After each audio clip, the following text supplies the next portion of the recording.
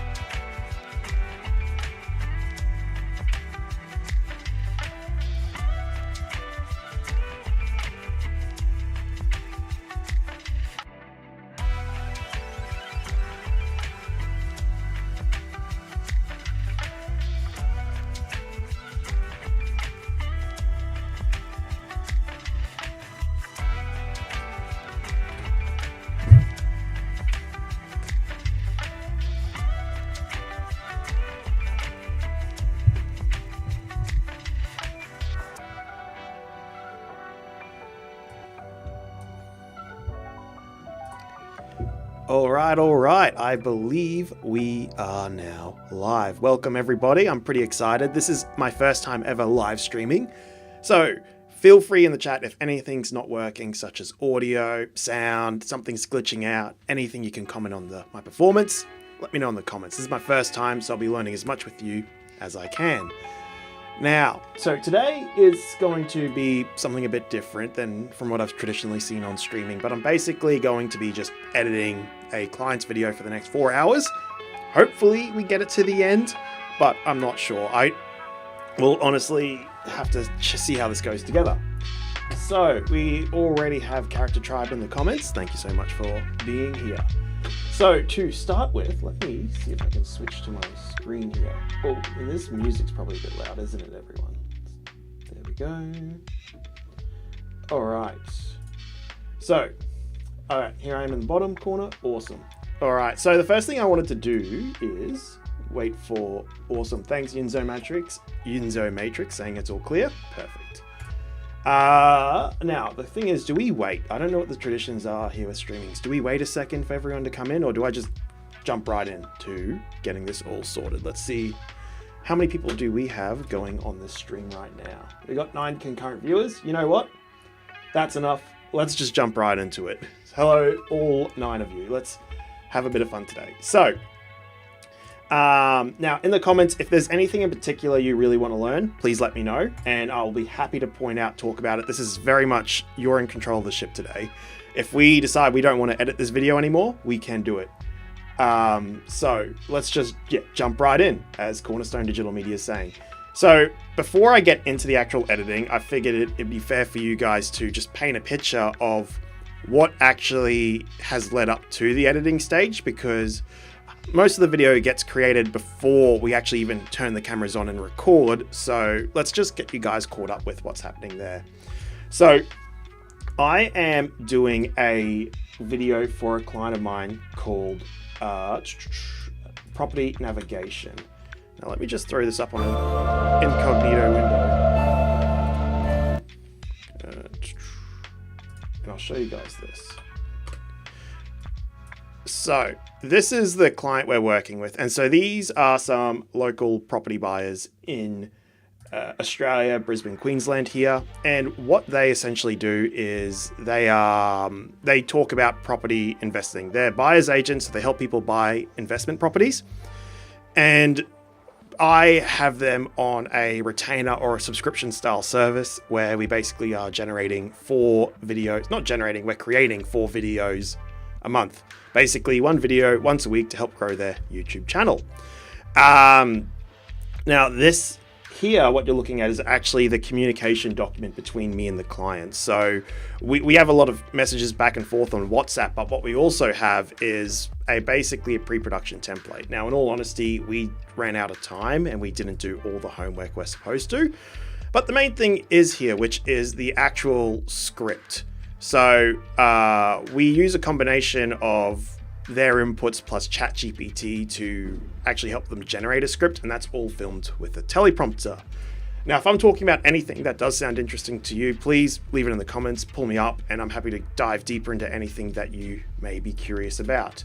So what ends up happening with this script is we get AI to generate it, and then it usually gets it to about anywhere from 50 to 80% good, which is really awesome because that first 50 to 80% takes huge amounts of time for a client and usually makes script writing not a usable service for them. It used to be a whole person we'd have to hire.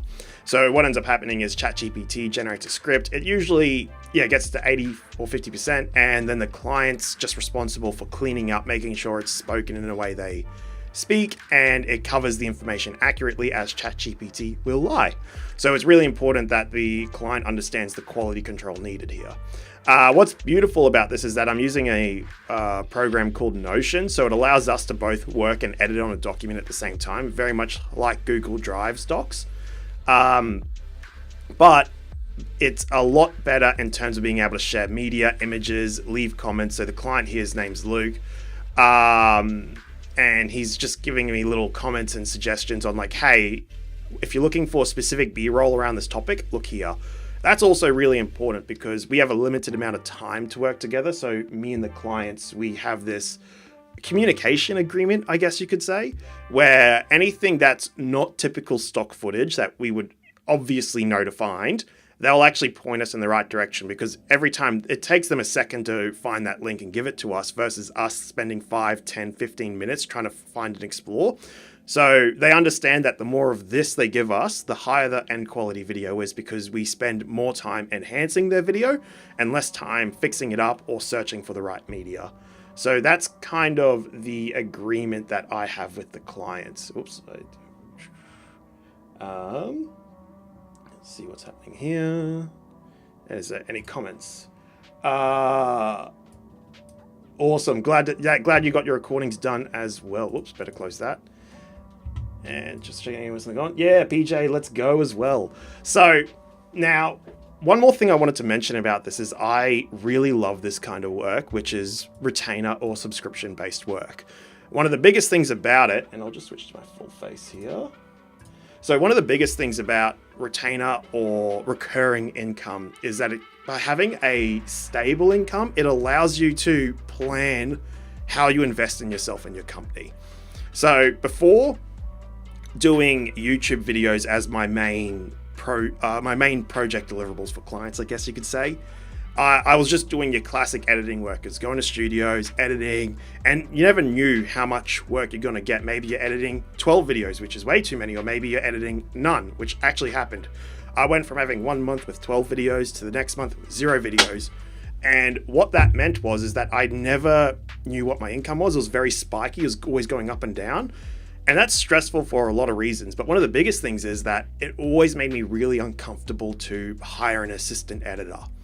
And what ended up happening is I was like, okay, if I'm getting all these spikes and I'm wasting all my time and I can't hire anyone because I'm not sure if I'm going to have enough to pay them next month, I was like, okay, I need to create some form of guaranteed income. And this can come in many forms, but usually recurring subscription style services is the best way to go about it, in my opinion, for editors. I could be wrong. It really depends on a situation by situation basis.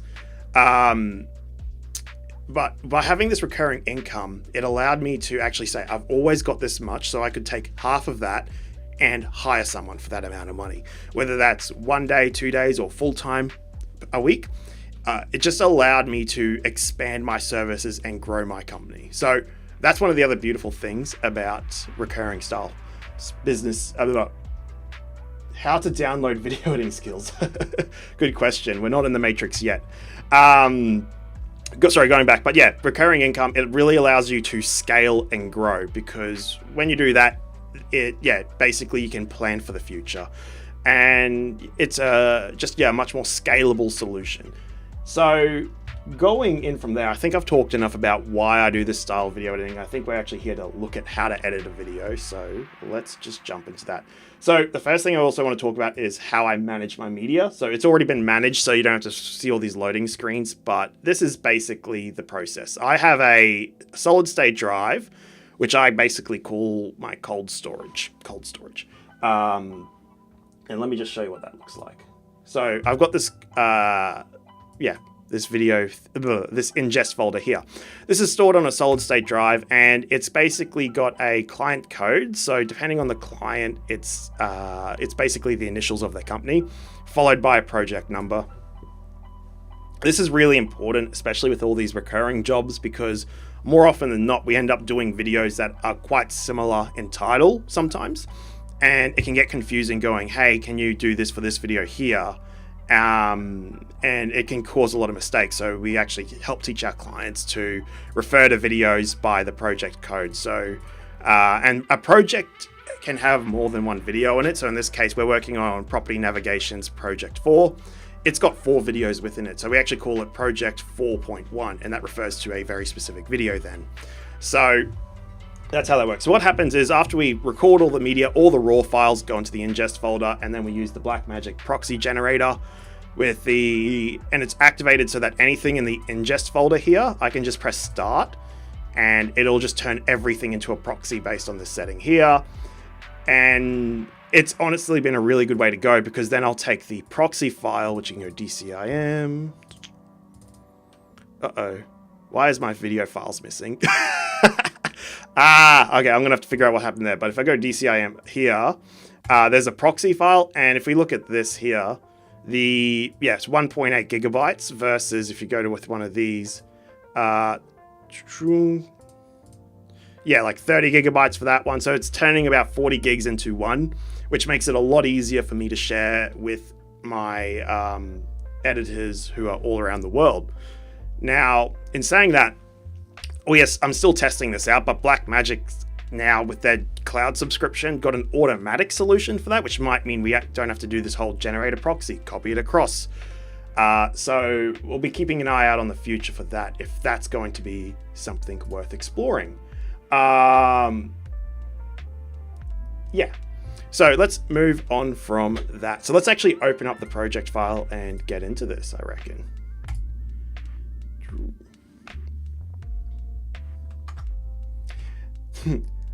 Let your nerd be heard. We need the Johnny Mnemonic Jack so that we can download all of his editing skills.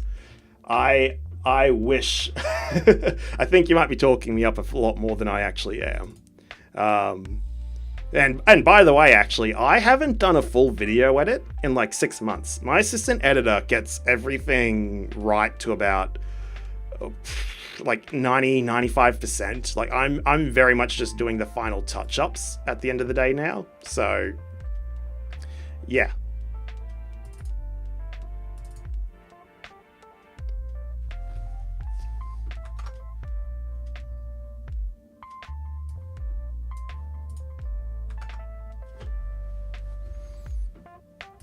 All right, let's just make this fit the window.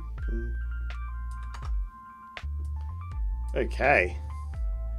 All right, so let's just run through what's happening here. So we are working on number 4.4 today, which is this one in here. So as you can see, we've basically already for the client done 4.1, 4.2, 4.5, all those sorts of things. If we just click into what one of these final results look like, because we're doing something very similar to this.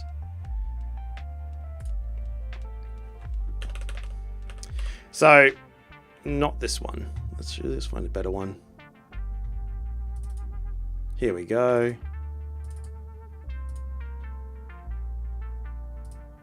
Yep, here we go. Cool.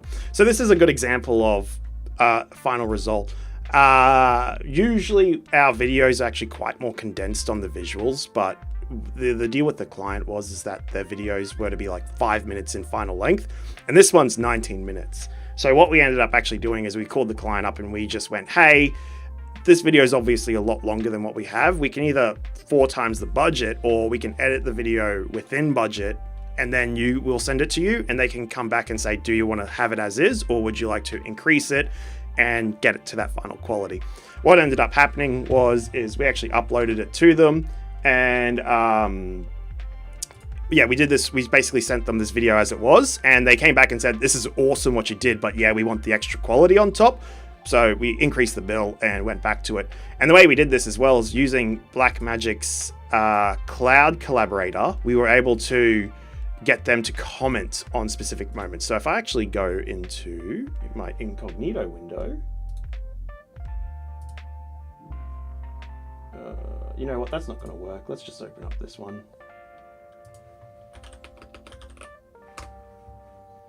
I'll show you guys what this communication looks like.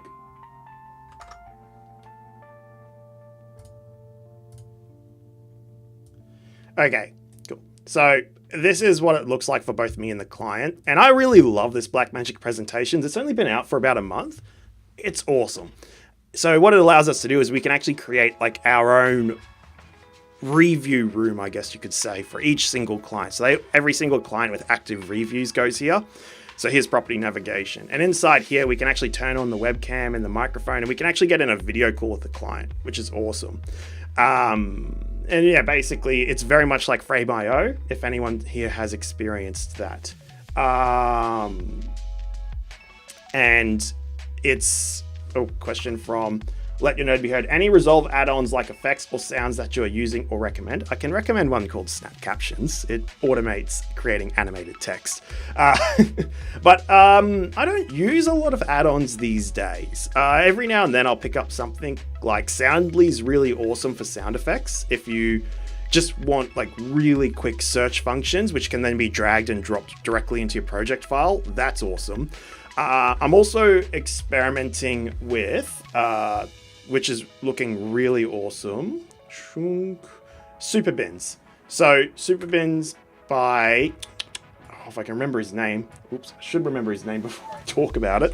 But Super Bins basically allows it so that when you drag any media into your media pool here, it automatically duplicates that and puts it in the correct folder for you. So you don't have to download the file, take it from your downloads, put it in the proper bin, put that duplicated file into Resolve. It just automates that whole step, which looks like a really awesome time-saving functionality. So yeah.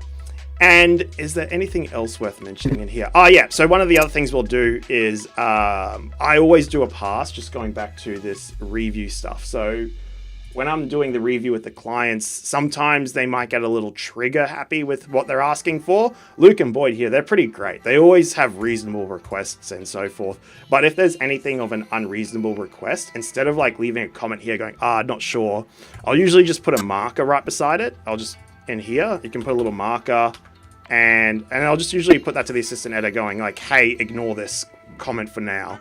And that's just to help scope and feature creep. And then I'll usually get on the phone with the client and go like, hey, this is going to cost a lot more. Do you still want to go ahead? So anyway, that's enough talking about reviews and final results. Let's actually get into this. All right, let's just run into this. So here's the first step. So when I'm doing a video for a client and we're working on 4.4, the first thing we do is we just put it in a new timeline. There's nothing fancy in this timeline yet. It's just making sure the frame rate is the exact same resolution as the media file. And one of the easiest ways to check that, and that's really important, is the 25 frames and 25 frames here. I've got it pretty deep in my head to check that because, yeah, changing the frame rate on a timeline after a lot of editing's been done is quite nightmarish. And another setting here, I'm just noticing this, is that, so one of the other things is that I shoot all my videos in 4:3. The reason for that is it actually allows us to repurpose that video into vertical formats a lot easier than if I was to just record everything in 16:9. So it basically gives me all this extra space underneath here, which is super useful because the problem is if you were to format something like this into a vertical, it ends up getting like this close and it's quite pixelated and not good looking. So yeah, if you're doing something where you know the client wants to repurpose it from horizontal to vertical, film in 4:3. Because the other reason is that all sensors and all cameras, they're actually a 4:3 sensor shape. So that's their recording. So when you shoot in 16:9, a regular video format, it actually doesn't like zoom. It just stops using the bottom and top parts and just, yeah. So it's just like pre-cropping when you don't need to. So yeah, little tip right there if you want to do repurposing formats. PJ talking about William Justice. And Bill is the alternate name, but yeah. So for the program we're talking about with Superbins, that's William Justice, and he's probably got some of the best automations. In fact, he's probably with Mr. Alex Tech probably takes the top spot for Magic Animate in terms of plugins regularly used. But apart from that, like second, third, fourth most used plugins, it always seems to go to William Justice because his effects are pretty much called just whatever the effect is. And what I love about them is that they're very simple and clean, but it means that you can add your own modifications on top really easy. So if I was to just quickly look up just, there we go. So these are the big ones I use, just, highlight, react. So what I'll usually do, and it's another thing I like, is I can search just, add an adjustment clip. Whoops, let's zoom right in here. And here we go. And then like have a look, just, highlight, react, and I'll throw this on top. And I usually use adjustment clips, and see it does this glowing rectangle. I use adjustment clips for most effects like this because it allows me to retime it a lot easier than dragging it directly onto the clip. And on top of this, it allows me to visually see on the timeline where the effects are heavy and where they're not so heavy, so that it allows me to see where the touch-ups are going to be needed. So yeah. All right, awesome. How are we going on the live stream, guys? How is everyone doing? Just checking in. All right, 9 concurrent viewers still, awesome.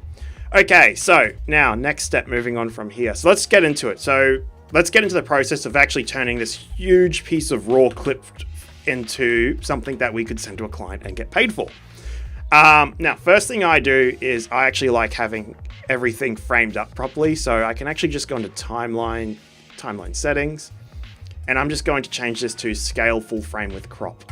What this does is it'll always make sure an image fills the entire space. And if you need to, you can then zoom it back out if you really need to. Why is it not doing it?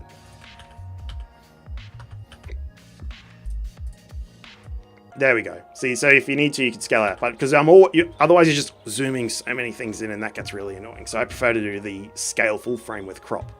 Now, traditionally what we've done in the past, and I'm talking like as of 2 weeks ago, we would just, first things is just delete all these gaps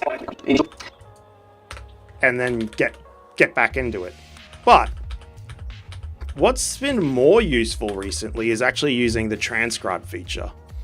So if I go audio transcription, transcribe, now this will probably be a 25-minute non-stop talking clip. This is probably going to take about 3 minutes to transcribe. So we can now talk to each other a bit more while we wait. But what I found is actually using the transcription to edit these heavily spoken pieces of content is 4 times quicker. So this is the new process. I have not done this a lot, so you'll probably see me fumble with the buttons a bit, but yeah, it's definitely a lot quicker, and it's going to make this a lot better to watch than just me clicking across and deleting and listening and stopping. Awesome. So yeah, if anyone's got comments, let me know. Otherwise, we're just gonna wait for the next 2 minutes. While we're waiting, is there anything else worth mentioning? Oh yeah, so one of the things I think that's also really worth mentioning is Notion. So Notion is my sidekick editor, is what I call it. Let me just show you what this looks like. So this is Notion. Everything and anything I do regarding planning videos or taking down notes for videos, it is all done through this program here. It is absolutely the most important thing ever. And I'll even just show you guys. I'll just come back here. I'll just show you how cool this is. If I just got to take it off screen for a second because there is actual client sensitive data on here. Awesome. So this is actually the dashboard that I've built for my clients in Notion. So this is something between me and Luke, who's with the client, and Boyd. So these are the business partners that own Property Navigation. So what's really awesome about this is that we're always talking about what's the next videos we're going to do. So we have a whole staging process here. So this is all the ideas we come up with, they go here. And sometimes they come up with good ideas, sometimes they're bad ideas. So we put them here first and then cool down and then come back and go, okay, will this video actually perform well on YouTube? And if it does get approved, it just goes through the entire process. So we've got a very staged process for every step of the way of the video. Once that's done, so we decide, hey, we love rent vesting, we want to do it. We can actually drag rent vesting down here and we can put it here. And whoops, we can put it there. And so it actually ends up going into this thing here, which is just a visual cue to show us what are the next videos coming out. And you can see like it's got thumbnail design and all the sorts of fancy jazz. And then from down here, we've also got a calendar so we can see when that is due. So really awesome tool. If it took me about 2 years to get that advanced at it, but if you're doing a lot of work with, I guess, direct clients, so you're not working with studios, you're working directly with actual clients themselves, it's a really good tool to help keep organized, especially when there's a lot of complicated communication and planning going on. So a little fun thing happening there. The Booty, hey Orson, are you taking any students? I might be doing courses at some point actually. Or for mentorship. For mentorship directly, not at the moment. I do have a few people I'm already mentoring, so that's filled up. But if it is, send me a message and we can talk about that for maybe a future thing at some point. Cornerstone Digital Media, how much is Notion? It's free to begin with. And especially, so if you're working by yourself, it's free straight up. That's pretty much the deal. Once you make your files big enough, they will ask for money, which is fair enough, at which case it gets to about $10 a month. And then it's $10 a month per user. So for me, I'm paying $20 because I have a permanent assistant. But for all my clients, I actually invite them in as guests, so it doesn't cost me any money. And at $20 a month, honestly, I could not be happier, because if you look at a lot of other project managers and your professional ones, they're asking for like $60 a month per seat, and sometimes they have like a 3-seat minimum. So you end up having to pay $180 a month, and it doesn't make sense to charge that much. And at the same time, they're not designed for video editing where everything changes all the time. So highly recommend Notion. I think it's pretty much a lot like Airtable, but with a lot more functionality in a good way. And it's really simple and easy to use. I'll probably be releasing a tool for people with Notion at some point in the future. I just got to get around to doing it because there's so many things.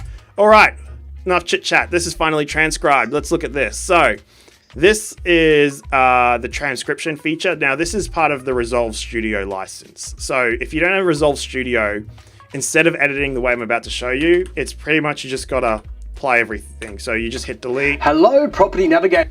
Luke Spearin here from Property And I'll usually put everything on 2 times Navigation. speed. Now, having navigated this journey of property investment, there is one thing that stands out. So, and I'll just do that. But because we have the studio license, we can edit a bit quicker with this feature right here. So the first thing I always do is right click, remove silent portions, because that's just when we're like between takes, catching our breath, trying to get sorted, etc. So next thing I know is just pretty much delete anything where I'm talking. So I'm the kind of guy who is always saying all right. So I know that's like a trigger word for me, and that's awesome. Here you go. Yep. See, awesome. Cool. I know that's me. So if I click here and press play. Awesome. Cool. Now, yeah, so that's good. Get rid of that. All right. And now I'm just going to be doing a lot more boring. Oh yeah, that's right. Let you know to be heard. He just said for Notion, if you're a startup, they also have a startup benefit you can apply to get 6 months of free Notion with unlimited AI. That's awesome. I was on a different startup thing where they gave me $500 worth of credits for free. Let your nerd be heard. How can you put back in a single silent portion? So can you clarify that for me? If you are asking like, hey, you deleted a silent portion, how do I bring it back up? Is that what you're asking? Okay, let's have a look here. Anyway, well, I'll wait for your response, but I'll just keep editing this for the rest.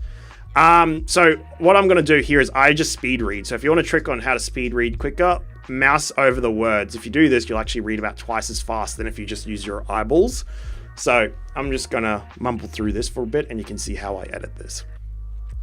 Hello, property navigators, Luke Spear. Oh, and another thing, actually, you can't see this, but actually I'll do this. Sometimes, if I'm being really smart, because everything's scripted, I'll throw the script up beside it. Just in case anything sounds wrong, I've got it right beside here. Oops. Yeah, so that's on the side here. You can't see that because Resolve keeps taking over, but it's on the side here. Hello, property navigators. Luke Spearin here from Property Navigation. Now as you navigate this journey.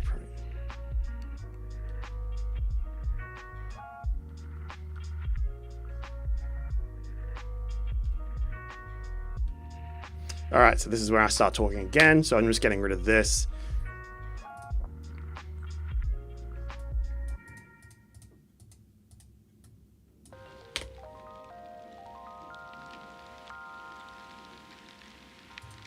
In short? Yep. In short, it's a... So I can just hear here that Davinci Resolve hasn't actually transcribed the in short. That's between this gap and it's fancy, but it's still there, so I can just hit delete. Oh,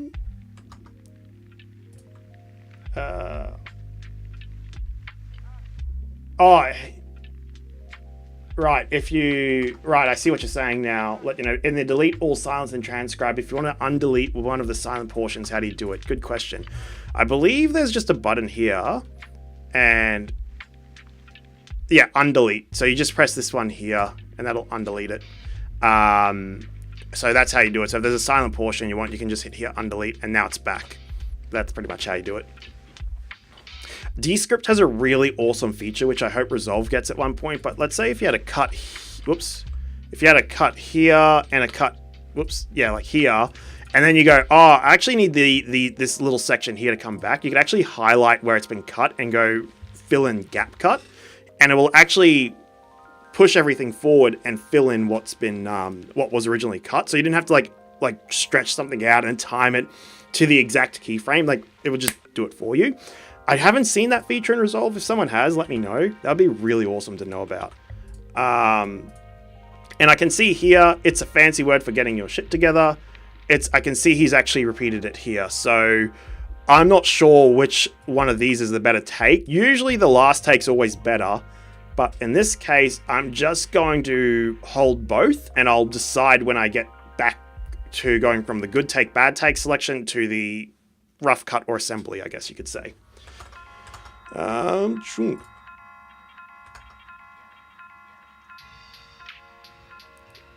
Overdub's a different thing, but overdub's also really awesome. I have used overdub before. So overdub's where you can feed Descripts like 10 minutes or 15 minutes of your client speaking, and it will create an AI that can replicate their voice. I've actually used that in a few project commercials where we've done this video for the client, and then a month later they go, oh, we've changed the pricing. It's no longer $200. We're going to bring it down to $98 and see if it sells better. And we went, great, we don't have to come back and record your audio or anything. I just fed this into Descript. I got them to record a bit saying they gave me permission to do that, which you have to do. It's like some legal stuff, so that the person acknowledges that I've full control over manipulating their voice. And then I was able to type in now $98, and no one could tell for the wiser. The AI tool's really good for up to a sentence. If it's more than that, it starts becoming quite robotic in its rhythm. But if you're changing a word or two, it's really awesome. It's a really cool functionality. Moving on from there. Now they're Judy.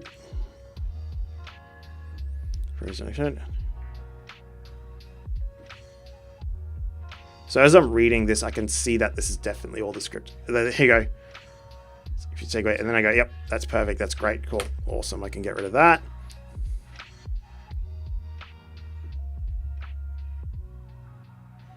So this, yep, okay, this is actually a duplicate right here. So, and that, because that's like less than a sentence. I know we're not using that as a good take, so I'm just getting rid of that now. what's great about this is if I was to actually, I don't know how long we've been going, but if we were to actually time how long it takes me to sort the good take and bad takes doing this method versus the traditional actually looking at the content in the video, it's so much faster. I'm estimating it's about 4 times faster doing it this way, which again just means you can either spend more time making the video content better or just pocket it and take some money home for yourself by saving time. Okay, now this bit looks a bit confusing. Looks like we start talking because we're not sure what we're saying. Give these category. Yeah, it's okay. So it should be do 1, pass or do not inspect. For example, if it's prone to flooding, so it should be do not pass. So we talk about we're talking about a thing here. We're saying pass the property, leave it alone, but Luke's interpreting it as pass in the game Monopoly, where you pass and you collect $200. So there's a bit of confusion, and I think we talk about it for this much. Oh yeah, category 1, do not inspect. So what I just did here is instead of playing this and waiting till I see us get on track again, I'm it's probably after the gap. And I go category 1, do not inspect. And I can see that happens here. Number 1, so yep, so from here, do not, I think I'll just go, honestly, I know it's just going to cut all this out. So I'm just going to get rid of that. And I'm being quite extreme with how much I'm cutting out without even looking at the footage. That's just because when I filmed this with the client, we always know that the last take's the best take, because we always go for one take scripted wonders, and only if they mess up do we then go back a paragraph and start again. And at the same time, my justification for this is that I could spend more time looking at all the takes and picking the best one. But if it's great, it's great. I don't need to choose between 3 great takes. I just need one of them to be great. And so what that means is that I'm spending less time making these meaningless decisions, and I'm spending more time enhancing the content or getting more jobs done in the day. So to me, it's about making sure you're deciding where you put your time, energy, and focus to make the video as best as possible. And for this is not one of those cases. And I guess that's because I've just always, I've shot for the edit. So everything we do is hyper planned, as you saw with the scripting and the images beside it. Everything's hyper planned so that we don't spend a lot of time fixing the content and we spend most of our time enhancing it. All right, any questions coming up? Everyone seems pretty happy. Cool. Moving on.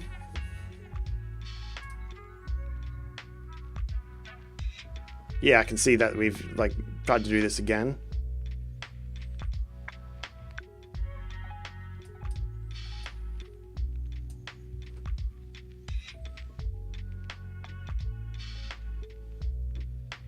Okay, so he starts from category 2.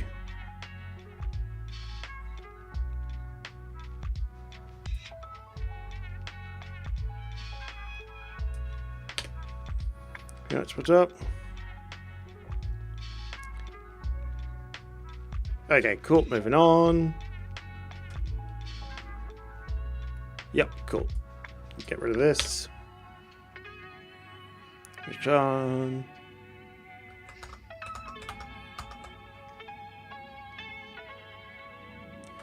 Do I know if Davinci Resolve has something similar like the Puppet tool for After Effects? I don't believe they do. It's not really in Davinci's interest to focus on animation yet. It's not a very animated supported tool in terms of warping images. It's they're more focused on composition. Yeah, social media editing is a big one at the moment, and I believe they're getting more into mographs and video essay styles, but not deep into full video animated explainers like you'd see with a Monday ad. They might in the future, but I know that's not their focus at the moment. Just based on their releases, it's all about efficiently editing video content, stuff with a recorded camera, which makes a lot of sense because Davinci Resolve doesn't make a lot of money in software. In fact, I'm pretty sure it's a loss leader. That's an assumption. I don't know their numbers. They make all their money in selling the hardware, so they want to make their video editor support as much filming video production style content as possible. So, and that's a good indicator of probably where they're going to head in the future. They're going to keep working on stuff that makes editing video content with traditional cameras versus animated content, which is where Adobe really still shines. It's in fact the only place, it's the only time I actually recommend someone if they want to get into motion graphics animation. It's the only time I'll actually recommend that they use Adobe over Resolve, because that is really where they're supported the best, and especially with things like their dynamic link feature, which I think is horrible. I just wish everything was built into one program. But dynamic link, that's the one time where it makes sense, because you can create Adobe Illustrator, and that's for the people creating the graphics, and then you can have that dynamically linked to After Effects, where that's for the animators. So it allows for that teamwork collaboration. That's a really solid solution for that kind of project. Everything else, documentaries, movies, trailers, commercials, even simple motion graphics on video footage, all much better off done in Resolve. Just that one specific category is better in Adobe. And if that is going to be your focus and your career, that is the one time I would suggest using Adobe. But other than that, we are better at everything else. That's my little opinion there. I hope that helps Yinzo Matrix. Moving on. Actually, I wonder if I can do something like this.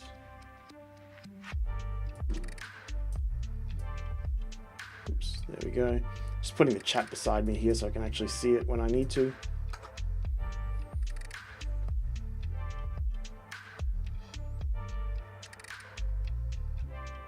Cool, get rid of this.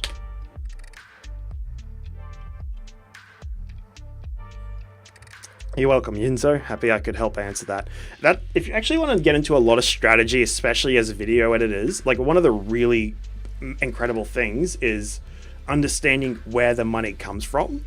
So if you want to know where the editing tools are going to take their features in the future, look at how that company makes money, and you can assume that's what they're going to support. The same thing actually applies if you become a social media editor. If you can understand how a social media makes money, that'll inform you what videos will work the best on that platform, because social media, all they're there to do is make money. So if your video can help them make more money than your competitors, they will promote your video and push it out further and farther than any other thing. And that's the strategy I use to grow my YouTube channel, and it's worked quite well. Okay, cool. Here.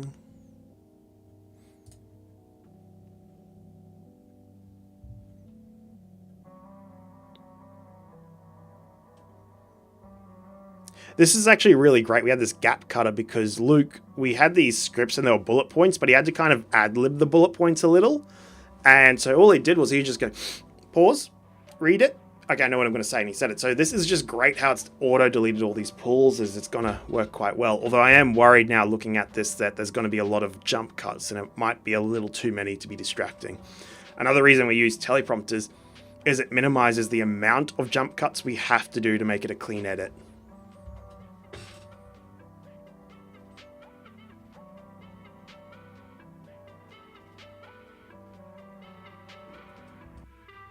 I can hear this is us. Yes, I didn't take the 10 seconds. Yeah. Yeah. It's a high settle. Yep. Now number 7. Link comes. Nailed it. Perfect. I'll also say this. I'm really impressed with Davinci Resolve's transcribing tool here. Which is based off everything that Captions uses. I find it to be accurate, if not more accurate, than Google's transcript tool, which is what like Descript uses. They actually pay for a license of Google Transcribe and Descript. It's really accurate on Davinci Resolve, and I remember I was looking at Premiere Pro, and it was a real pain. Like, it was just not accurate, the Premiere Pro transcribing feature, especially for Australian accents like mine, because we always gotta like mumble our words together. We don't really enunciate like English speakers, where they separate every word with a distinct pause. In Australia, we're like, yeah, mate, what's going on here? Like, so the fact that it's still able to transcribe an Australian accent's very impressive to me.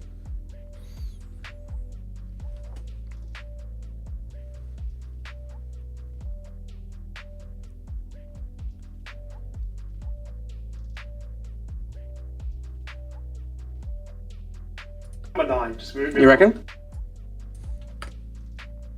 is your block type, shape, and slope. Yeah, you could use the smooth cut transition if the standstill, which you did a lot of, so I believe you'd be correct in that. Yeah, thanks, Booty. I appreciate that.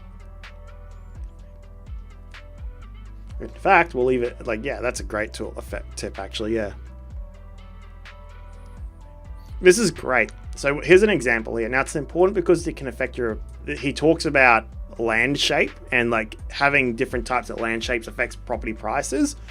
He's the kind of expert that should really be providing us with the visual information on what that looks like. And I'm certain if we go into here... I just go into... Well, which one is this? 9.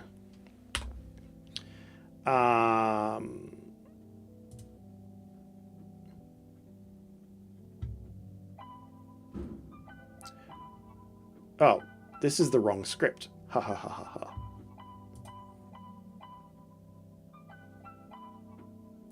Oh, I think I've been editing the wrong video. No. No, this should be it.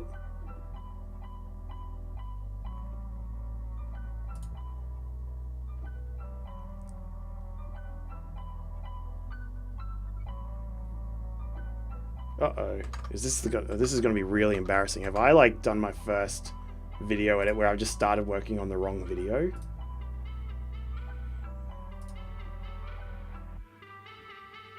Yeah, it has too. I've been working on 4.2. So if I click into here. Yep. Hello. Yep. Okay, I've been working on the wrong video. Ah, that's really embarrassing. Whoops. There you go. It shows you like how even if you've been doing this for ages, you'll still make the silly mistakes. And look, we've been doing this for 30 minutes, so I've lost half an hour. And that's really annoying. But anyway, we live on and learn. So let's start from the top. So we're looking for...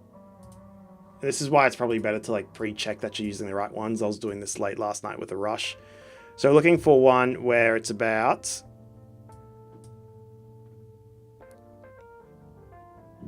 Yeah, I'm glad everyone's laughing with me. Going and taking the right steps after you've shortlisted and inspected. I know about what's this property's truly worth. Let's dive into that today. So... Yeah, here, let's have a look at Luke here. So we're going to have to scroll through this footage and find the right actual clip here. Here's a little insight into how Luke breathes to stay calm, which is what I got to do. It was an exercise I talked him because my client was really energetic and he spoke really fast, but he would always speak too fast for his target demographic, which was 25 to 35-year-olds, which is a similar speed to what I speak, I guess. If you look at someone like PJ ENT, who's an awesome YouTuber around DaVinci Resolve and the Fusion, recommend checking him out if you get a chance. He speaks really fast. It is for that younger audience. And what ends up happening is if it's not your preferred speed, we just use that little settings thing to slow it down or speed it up. But it's just a little interesting fact. Okay, here we go. Let's have a listen to see if this is the right one. Here from Property Navigation. Are you feeling overwhelmed at the sheer amount of property listings online? Now, there's a ton.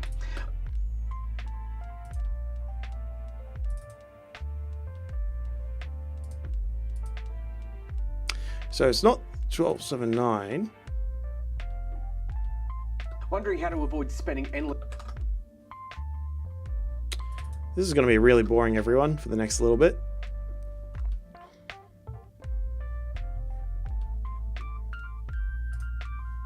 I'm also worried now because I'm usually really organized, but I have no idea where the ingest version of that media went. So I'm curious as to like how this happened.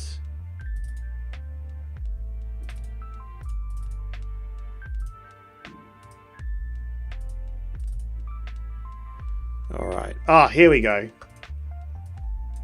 So for some reason, these two final clips went in here. Ooh. Cool, that's just an off take. Okay, here we go. I bet you it's this one. See, me in my late last night, I was just assuming that, oh yeah, it's this, it's the last take because it's the last shot, and then I really should have double checked that script. Anyway, let's just have a little play of this and make sure it's the right one.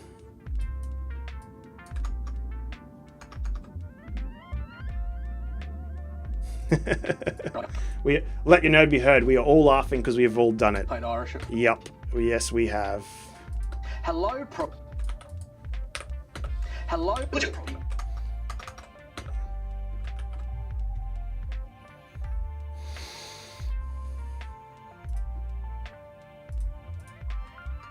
Gainers, Luke Spearman here from Property Navigation.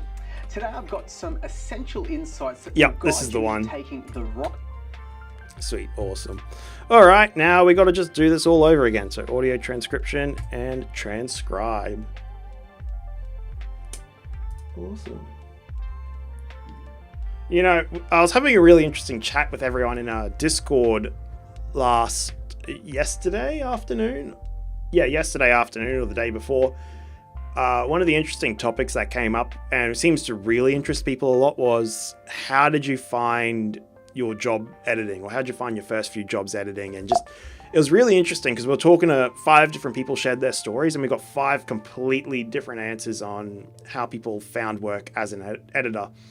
So if that's something that's interested, yeah, man, feel free to leave comments below on how you found work, because it seems to be something that a lot of us editors need to learn about.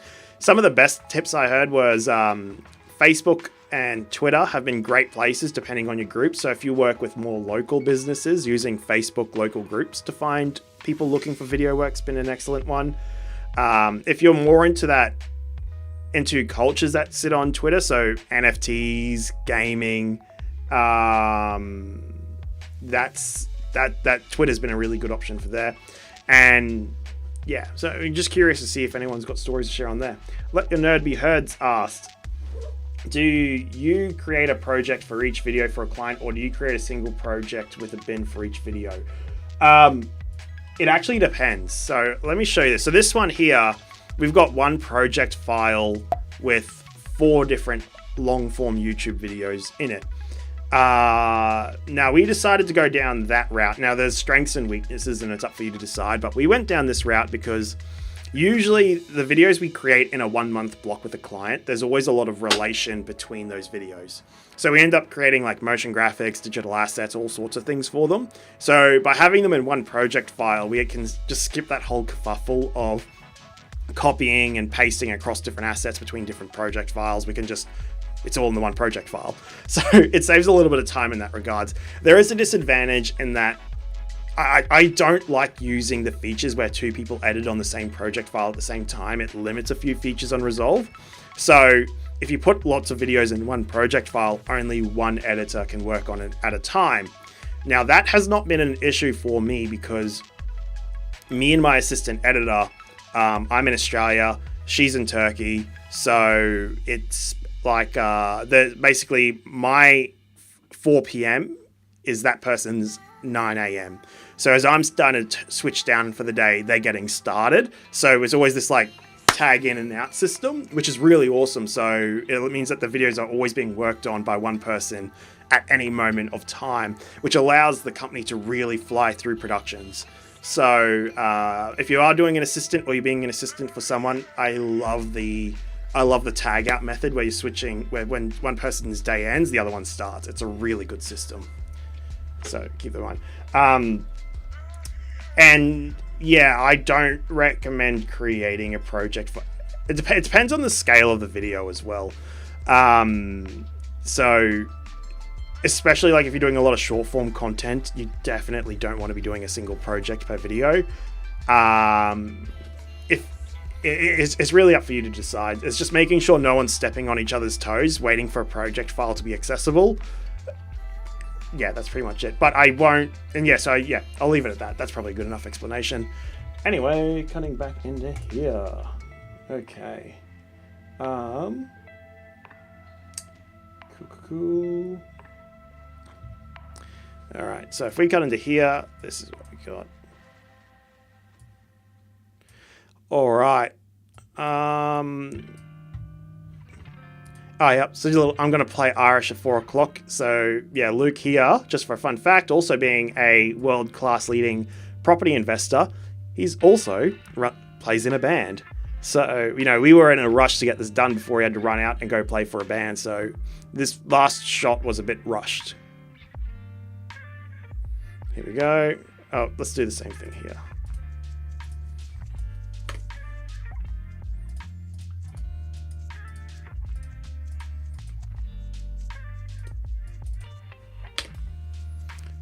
I wonder if there is a shortcut to undelete. Probably something like option delete or something, isn't it? Oh, there you go. Shift backspace undeletes things. There you go for anyone wanting to know that shortcut.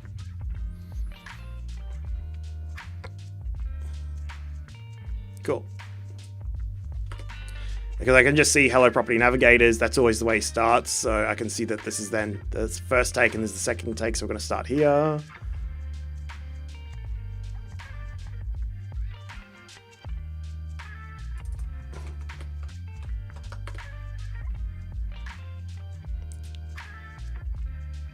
Range, depending and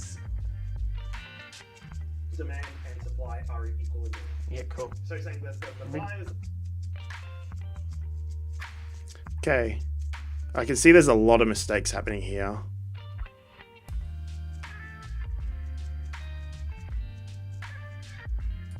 Word analogy out, man. I'm good.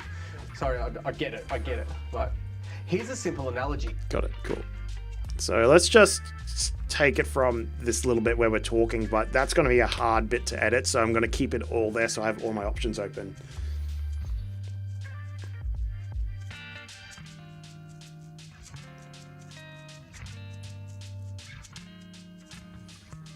And I can see there's a lot of takes here, so I think I'm going to have to actually go through and watch and listen to these to figure out which one's the best.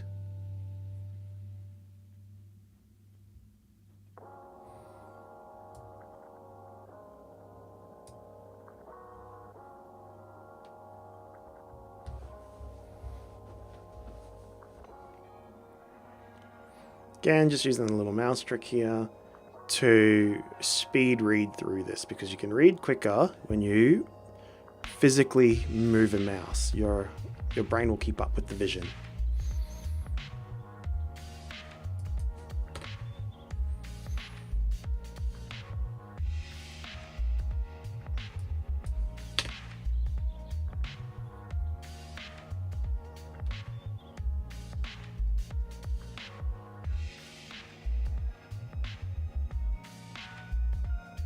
This little section here is a double up, but it's not like a clean break where we know which part stops and starts. So again, I'm keeping both takes for me to decide later.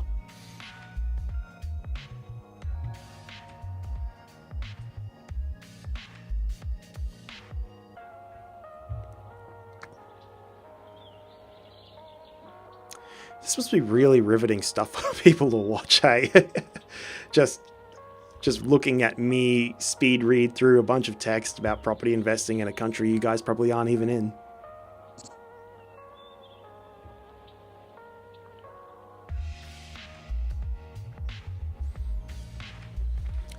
I was talking to people as I was making up the plan for this, and I said I can pre-do some of these things like choosing the good takes and bad takes, but a lot of newer people are like, we want to just see in real time how you do things. So we didn't pre-prepare too much, just so that you guys can see this in full.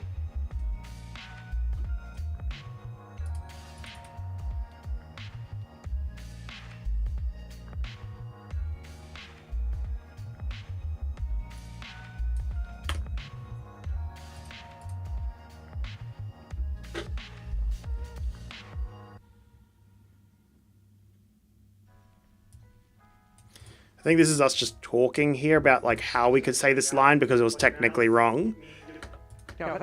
Yeah, so this is just that. Get rid of this.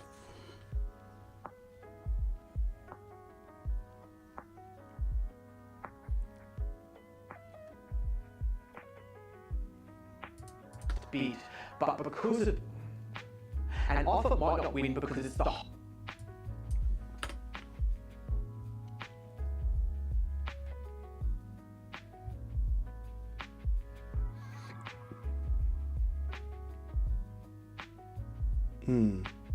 Yunzo Matrix, it's always interesting to see the process of others. You always come up with something new from someone else. Yeah, that's exactly it. You just don't know what you don't know. It's just watching someone do it. Maybe a little boring, but you just never know what you might discover.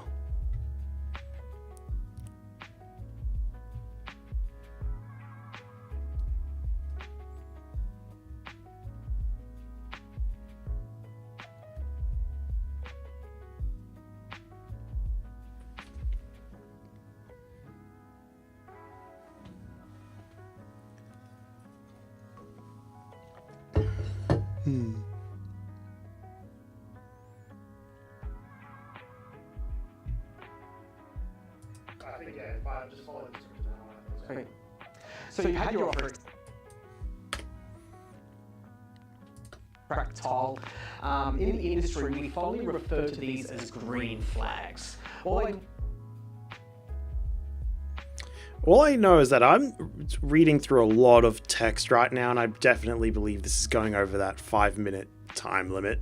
So I don't think we'll get to the end today, but I'll make sure we get to the point where we're at least doing a fine cut so you can see what the final result would look like to a degree, and you can see how I work there. Okay. One thing actually as well, as I'm scrolling through this, you may see it like bouncing up and down. That's because of, and I want audience's opinion here, it's because I've got this mouse, the Logic tech that everyone else has, but this little scroll wheel is the most jankiest scroll wheel. It's so muddy to use. So I don't know if anyone else has experienced this as well, but it's at the point where I'm definitely trying to find an alternative. Any suggestions? Let me know.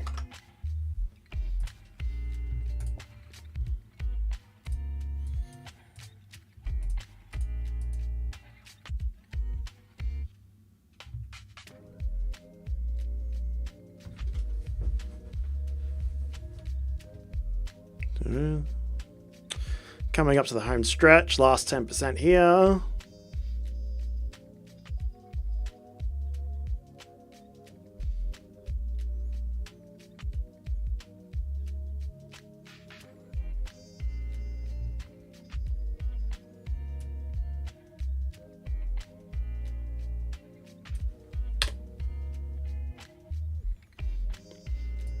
Done. All right, there you go. Good take, bad takes done. So I believe the way this tool works, and again, it's been so long, so let's see if Orson's gonna get this right or wrong. Is I can just go Command A, start at the beginning here, and drop it down like so.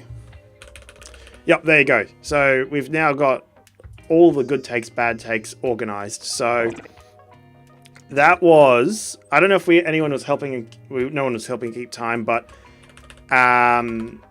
that was essentially, actually, how long was that? How long was this duration of content? Okay, we got the 16 minutes of footage, and we were able to pretty much good take, bad take it in like a 2-to-1 ratio. No, it was like a 25 minutes. So between 2-to-1, 1-to-1, which is really fast, considering you have to go back and forth, play everything. So yeah, I'm pretty happy with how quickly we were able to just organize that out. All right, let's get into this timeline. Keychron makes good mice and keyboards. I didn't know they made, Tony said that, makes good mice and keyboards. I didn't know they did that because I actually have a Keychron K8 and I'm absolutely in love with it. But I didn't know they do mice. I'm going to have to definitely check them out now. I will say this, I had a friend who got the thin little keyboard from Keychron, like the K1, and he had a lot of muddiness issues. So if you're going to go for the mechanical keyboard, get the regular sized keycaps. Seems to be an important factor in that. Hello, property. All right, let's get into this. So now what I'm doing here is I'm moving into basically the rough cut. So let's just start doing this here. One of the things I also like doing is just getting the color grade out of the way just so I can see what that looks like.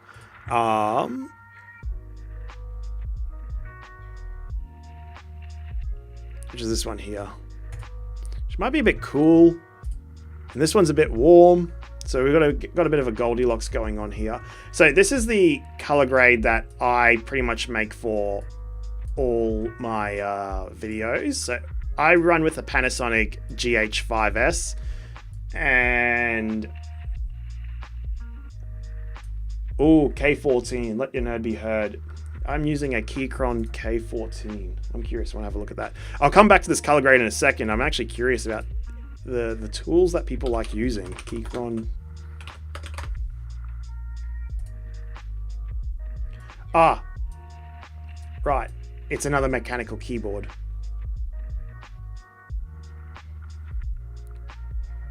It gets your mouse closer. Oh, right, because it doesn't have the little numpad on the side here. And it's a tighter keyboard overall. That makes sense. Yeah, I get that. Well, if anyone's got a recommended mouse, would love to hear it, like specific model. Going into this, so I did not come up with this way of color grading. In fact, I can't remember where it was.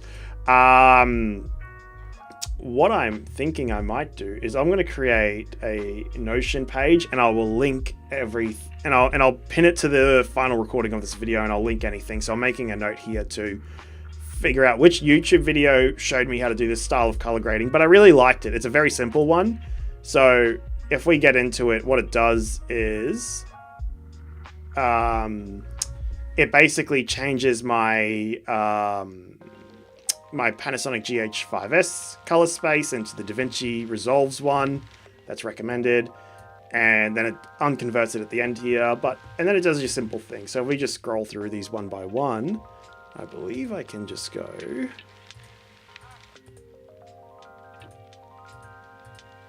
no, I can't figure out. I forgot which button it was. It shows you how much I know about color grading.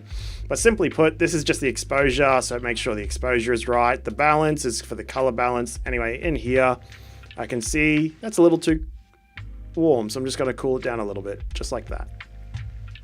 Contrast, I don't think I really ever touch contrast much, so I just reduce the shadows. And saturation. So I actually do saturate the entire image, and then usually in the skin, I will desaturate it or change the colors. So actually you can have a look at the skin filter here. It's got a lot of this pink. Now this is the one annoying thing I have with my Panasonic GH5S is I don't know why, but it makes everyone got the most pinkest skin I've ever seen in my life. Like the contrast between the green and the pink is just ridiculous. But apart from that, it's a really awesome camera, and I'm super in love with it, but it's just a little annoying thing. So I just got a little custom filter in here for my camera, which is skin correction. And all I'm doing is I'm reducing the pink purples here, and I'm moving it to the right so it's more closer to the orange here. Now, one of the issues with this color grade, and you'll even see this in my videos, and now that I'm telling you this, none of you are probably going to see it again. You're never going to unsee this, is that this filter, it takes the red out of the lips, which you really shouldn't be doing. You really should be keeping more color there. But I'm too lazy to go and like filter that out, so I'll just usually do this. Sometimes if I need to, I can just click on this, figure out where it is. That's here. And I'll sometimes bring it back in if I really need to. But generally speaking, everyone seems to prefer it like this. So they prefer soulless lips over pink blotchy faces. Let your nerd be heard. For the mouse, skip the Corsair M65. I like the mouse, but 2 of the 3 I have random issues with a single click being treated as a double click. I have had a lot of similar issues with Corsair. Really good price for the quality of the device, but the stability hasn't been there a lot of the times. I feel like we could almost have a whole debate around what's actually the best mouse out there. That might be a future video. Now, the last one here. I got an iFix. This is disabled. This iFix was something I actually built for myself, so I don't know if we're going to see this here. Probably not. But yeah, because I've got a little filter going on. Actually, I wonder if I can turn this off. I'll show you what my face looks like, because I got a little eye thing. There we go. So, can we see this?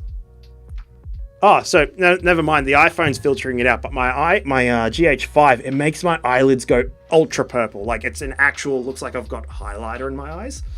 So I've actually ended up creating a custom filter inside Resolve to fix that specific issue. So just another one of those fun little things. All right, moving on. So anyway, this is this. Oh yeah, one more thing. So once I've finished and I'm happy with this, I'll grab a still of it, and then I'll go use remote grades, and then I'll hit apply grade, and it just applies it to every single piece of footage there. So now I don't have to worry about color grading anything else in the future. It's just everything's done. And if I have other B-roll in here, it doesn't affect the B-roll. It only affects clips that are the same file.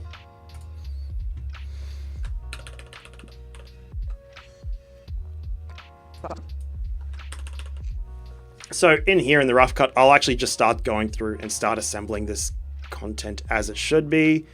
So one little thing, I've got my little templates here. So I love Mr. Alex Text magic zoom tool. It's one of the most used tools.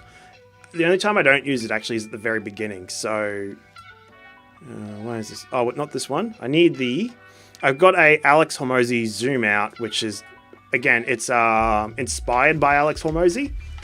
And I just use this one because it's a bit more of an aggressive zoom. And I use this at the very beginning, and they call it a, what do you call this?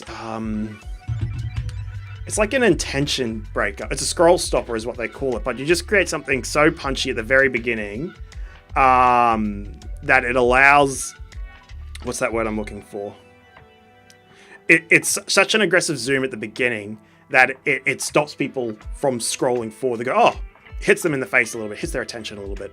So we do this little aggressive thing at the beginning here, and I'll try and center this on the eyes. But if I go more than here, you can see it's doing it here. We actually do have the video data there. So I could technically actually even just unposition it like that a little bit. But I don't think I can be bothered. I think I'm just going to go like this, because when you hit play... Hello, no, you can definitely notice that. I think all these clips actually have to jump down a little bit, something more like this. And at the same time, the camera's not straight. No, the camera is like, so I center my camera to the gravity. So it's got like a little level meter thing in it. I forgot, the building I filmed this in is actually on a slant. So when you straighten the camera to gravity, it's like on a slant. So I just got to do this to make it more close to straight. One of those little funny little things you find out about. Something like this. Great. Once I'm happy with that positioning, I'm going to assume it's going to be the same for everything else. So I will just paste the attributes of that across here. Cool. Fuck. Why did I get rid of the color grade? Oh, well, this is why we do this. And I can see here that it's also now slightly off screen, so I'm going to have to do this. Cool.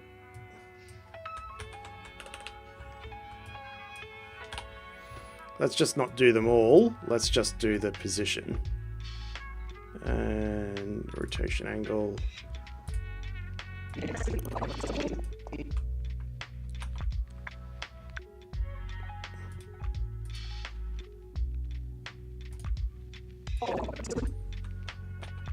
Oh, I see what's happening here.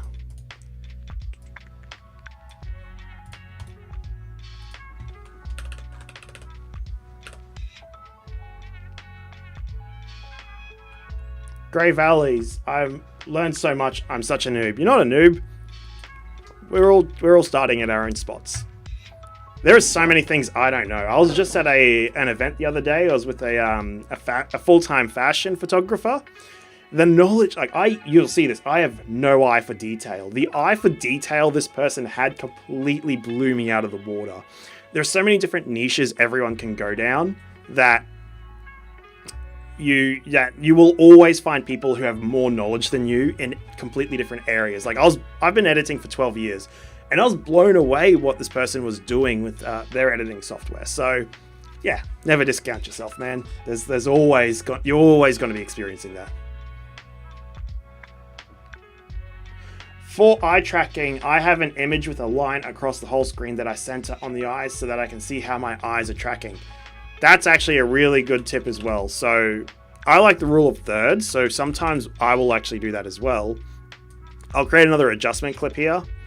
And inside Fusion to do this, which I probably should do. See, I haven't done this style of part of editing again in 6 months. So you guys are actually reminding me of a lot of tricks that I forgot about. And I'll just pick out the grid, which is this little tool here. And I can just actually just drag it in like this. And then I'll change it to 3 and 3. So now, and then I can just, yeah, extend that to the entire video.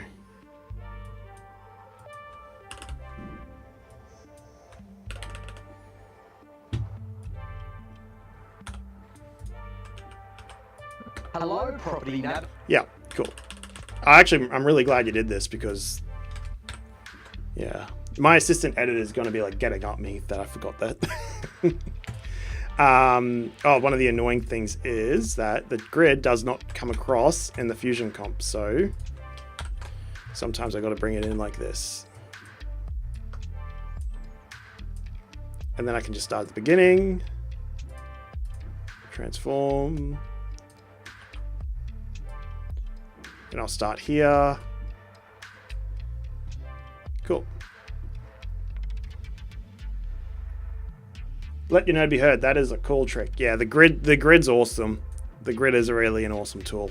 I wish it was more obvious, and it's annoying that it's in Fusion. Actually, I think it's in the effects tab as well. But I just feel like, yeah, it's not in here. So one of the annoying things is that it's not in the edit page, and so people get scared out of it.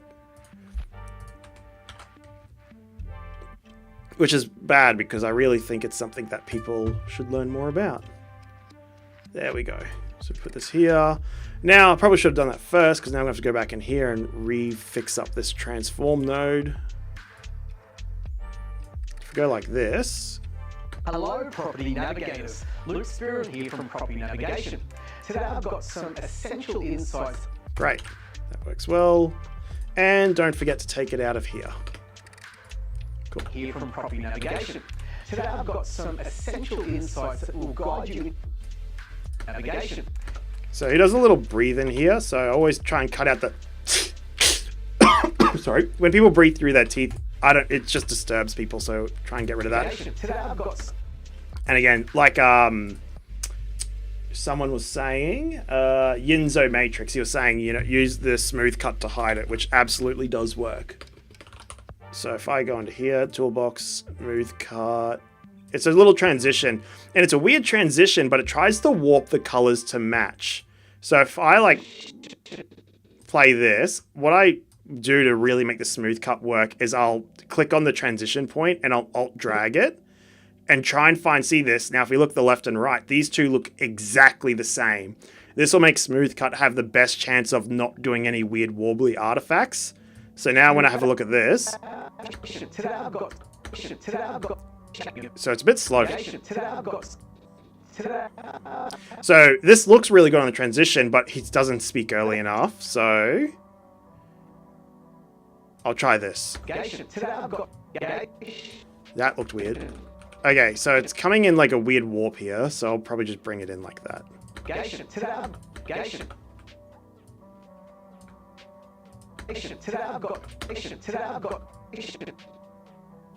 Oh God, that's... I'm going to leave it as a jump cut already.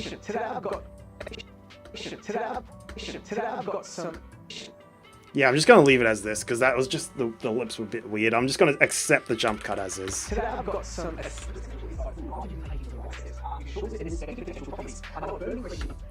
one of the things is that this... We want a lot more editing done at the front here. And I'll even just bring up the script so I can have a clearer idea of what's going on here. Today, I've got some essential insights that will guide you into taking the right steps after you've shortlisted and inspected potential properties. Okay,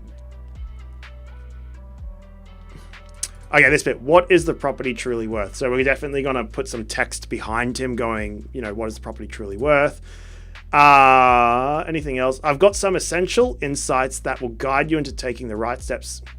I think this bit here, that needs to be snap captioned because I can't really think of any visuals. So I wasn't planning on promoting that tool, actually. I actually just didn't think I'd be talking about it. But I think that's really important. So one of the little tricks you can do with snap captions is you can take the bit that we think we're going to use with text. So I'm just going to take it to the end here. And then you can go timeline, create subtitles from audio. And yeah, I'm just going to use the Netflix default, which is the same as subtitle default, I think. I just choose it because it's Netflix. No. Arski, just wanted to pop in here and thank you for the Snap Captions plugin. It's been a lifesaver. Thank you very much. I'm glad I could bring it to you. It's been a pretty awesome tool. So, now we go in here. Okay. Now, I'm probably... all good, all good. Now, I'm probably going to... So, yeah, again, like another thing here is I actually have... Another little trick with Snap Captions is use a power bin to store them. So then you can pick the right one you want. So in this case, I'm definitely thinking... I'm going to use a combination between snap emphasis, I think, and just snap hormozy. So what I will do here actually is I'm going to lock this track and I'm going to do subtitles again. By locking this track, it's not going to overwrite them. It should create a subtitle 2 track. And there's a very specific reason I'm doing this, and that snap emphasis is designed, so if I click on this and just show you here, it's actually designed for 2 lines of dialogue, not 1. So,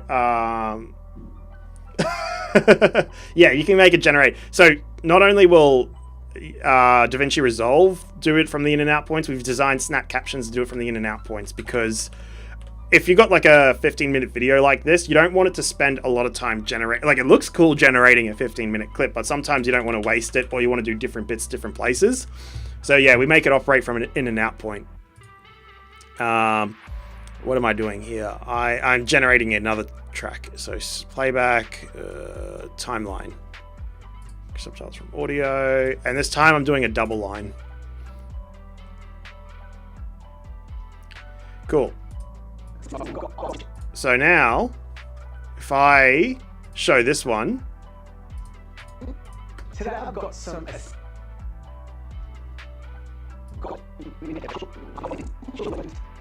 So now another little trick I'll recommend is actually figure out what text you want to go where before you generate the Snap Captions, because I find that the better workflow, because if you ever need to go back, it's nice if this has already been done properly, because if you start correcting text down here that Snap Captions generate, and then you need to regenerate it for whatever reason, then you got to do that correction again. So if you do the corrections up here, you can keep regenerating on top of each other without having to worry about it whatsoever.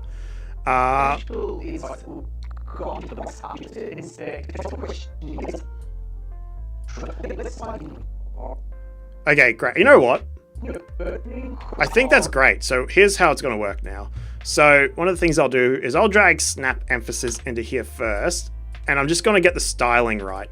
So if I actually just take it to this one here, because this one's a dual line. Cool. So now that I've got this sorted, I can actually use snap emphasis to bring the sizing down to the right size. So I can take this sizing here, and I can take the... Where's my... Oh, right, I've got an old version on here. Whoops. Well, and the other one, there's actually a scale, emphasis scale here as well. For whatever reason, I've got an old version on my thing. I got to be careful about that stuff.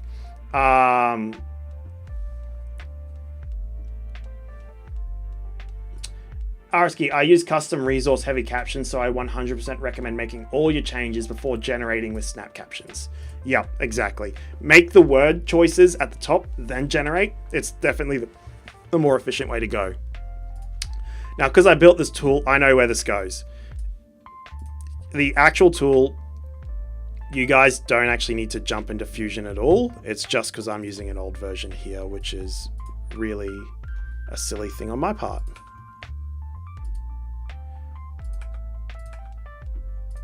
Now, why is nothing showing up? Oh God. Here we go. Let's make this 8. Then we'll make you 6. Cool. Sweet. So now I've got that. I'll actually put that. And oh, one more thing is I'll change this to the client's brand colors, which I store right here. There we go. And I might even go into the shading here, and I'll just change this black outline to their... No, let's keep it black. Black's fine. Oh, fun little fact. If you want to make things professional, just go slightly off black. I don't know why, but things just look better when you don't go directly black. It's like a it's a design thing. So if you even look at like an Apple website, the Masters of Design, if you like get an eyedropper on their website and you click on the white, it's actually aluminium. It's not pure white. It's like an aluminium style white, so it's a little bit off. And same with their black. What it does is it just makes things less contrasty and feel more purposeful, I guess is the way you could say it. Like they chose that specific color. So it just makes things look less amateurish when you don't use pure white and pure black. So even going into here, this is the Apple color selector. So this is only for Apple computers. Windows, it uses their own one. It's all fine. It's all still the same. I'll just pick this here. It doesn't look like much, but it does make a big difference. Cool. So now I've got that. I'll drag this in the snap. I'll go into the settings here, file settings here, and I'll make this snap emphasis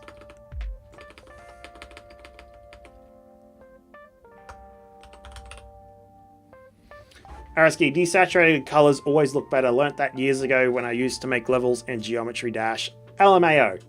That is true. I learned something through a similar reason because of that. Snap emphasis. Here we go. And I'm just going to call this PN style. So I might even just give this the client code at the top. So now when I drag this in, and I might put this in like, I'd probably put this back in here, like create my own like Snap Captions master folder. I'm just going to drag it in here for now. Cool. So now I'm just going to go workspace, grips, comp, Snap Captions. By the way, I've got a 1.3 update for Snap Captions coming out soon. It just fixes a few more issues. I just got to test some things before I send it out to everyone, but it's coming out like pretty much today or tomorrow.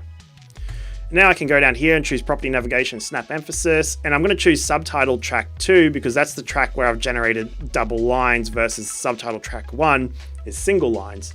And then I can just remove punctuation, capitalize all words. Let's go 50. Generate. Awesome. How embarrassing would that be if that didn't work right then? Now if I go like this. So single line words snap emphasis doesn't work, which is why we actually created a disable an emphasis tool because of the way it works. Whoops. And then I can go here. So this is currently what it's generated. Billy, will you save this live so I can watch it later? I can't watch right now. You absolutely can. But it'll be on later. I will keep this up. Unless something embarrassing happens, like maybe, I don't know, I edit the wrong video. I'm kidding. It'll always be up. Mistakes and everything. Today I've got some essential insights that will guide you in taking. Okay, so this is just a little late, so I can actually drag it back a little bit, and then I should be fine. So this is a switch slider, so what it does is it helps it switch earlier if you need to. It will guide you in taking the right steps after you've shortlisted and inspected. Again, same thing here. I'll drag it back 20. And inspected potential properties. I know a burning question in your... Now this one's just a little late, so it's got to go forward. We are trying to get snap emphasis to the point where we can make it automatically do this. It's just going to be like 40 times the code. Your mind is. I think. I'm not actually the coder, so I don't exactly know. Today, let's dive into understanding. Okay, this one. And I'm just being a particular Nancy thing. I just realized something as well. I've put this in the middle. It should be going down the bottom. So here's what you do if that's the case. You can actually just... let's just drag this back down to here. And there's another thing. There's a positioning tool on here as well. So, oh no, it should be fine. So if I go here... Yeah, right, I forgot about this. So...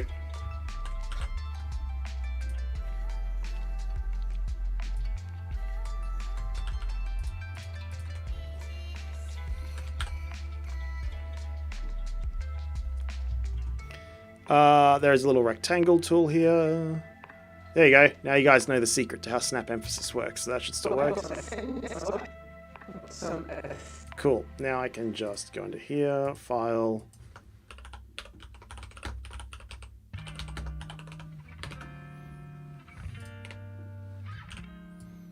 Drag it in here. Fun fact, I always recommend if you've got a bad thing, you can just delete the track because every time you run snap emphasis, it does create another track and you can get a lot of them really quickly. So I do recommend just deleting them when you get the chance. Snap captions.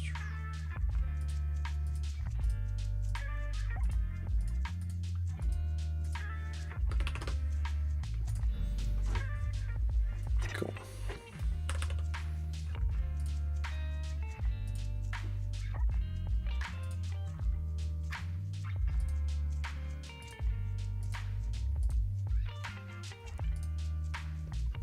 Awesome. Today I've got some essential insights that will guide you in taking the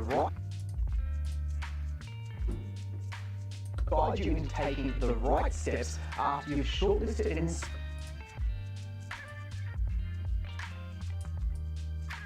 inspected potential properties. I know a burning question in your mind is, what's this property truly worth? Well, today, let's dive into understanding. Cool. So now I've done this. Now I don't like actually using snap emphasis for every line possible because it's, what's the word I'm looking for here? There's a word I'm looking for. It's too much. It's like if you emphasize everything, nothing is emphasized. So what I'll actually do here now is I will take the snap captions and I'll take snap or mosey, which is basically snap emphasis without the double line. So this is actually a single line, I believe. Yeah. Okay, and again, I'm going to do the same thing. I'm going to bring this down. So what's the size of this? 0.6. 0.6, and I'm going to do layout, drag this down here. Actually, I might put it like this, yeah. And cool. File.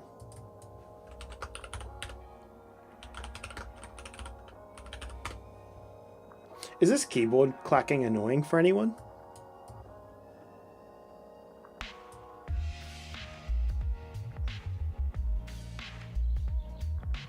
Hello, if I wanted to put, so Slemcraft asked, hello, if I wanted to put a sentence in my video, but have separated parts on the screen pop up at specific times, would you recommend I use Fusion or do you know a trick? There is a way to do it outside of Fusion, but I think if you're going to be doing this a lot regularly, it's going to be quicker to do it in Fusion. Let me show you how, actually. Yes, let me show you how this one works. Let's just take this little thing I've done right here, and let's actually bring that in. So, keyboard ASMR, more cowboy, me keyboard. Awesome. So, funny crowd we've got going on here. Can we do denoise in DaVinci Resolve? Yeah, you can denoise in DaVinci Resolve. I love the denoiser in DaVinci Resolve. My thing's not going to need it. It will slow the out of your computer if you do use it a lot. Denoise in sounds. Yeah, you can, actually. So they got a thing called voice isolation. I got a video of me riding on a lawnmower where I'm... This is a funny story. I'm going to get back to the denoise in sounds actually later before I get off track, because Slemcraft asked first. Put a sentence in your video. So what you want to do, Slemcraft, let's show you how I would do this. Go to the text here. Now let's just say we want each one of these words to pop up one at a time. Maybe you've got a bigger sentence and you want more to pop up. Same trick applies, but let's just say it's this. Here's the thing. So you got this write-on effect, which is pretty good. But the thing is, it's doing it letter by letter. It's really annoying. So this is the best way we know how to do it so far. When Snap Captions updates, when we do it, we are looking at doing a version 2, which will automate all of this, so you can just press a button. But for now, it has to be done manually. So let's just show you how to do this. So let's just make each word pop up one at a time. So the way you do this is just start with the first word, keyframe it, move it across, then you do the second word, and that's got another keyframe, move it across, here's the third word, great, and then move it here, and then we go this. Now here's the issue.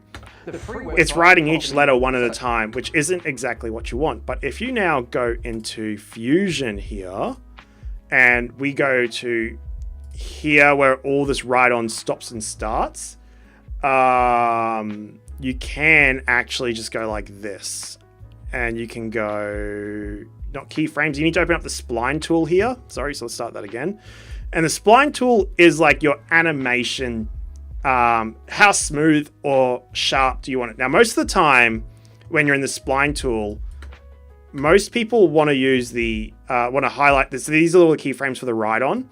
Most people want to use the S key, and it speeds up and slows everything down. We don't want to use that. We actually want to use this one here, this step thing. So what it's going to do now is it's just going to make each keyframe pop from one to the other. So there's absolutely zero smoothness.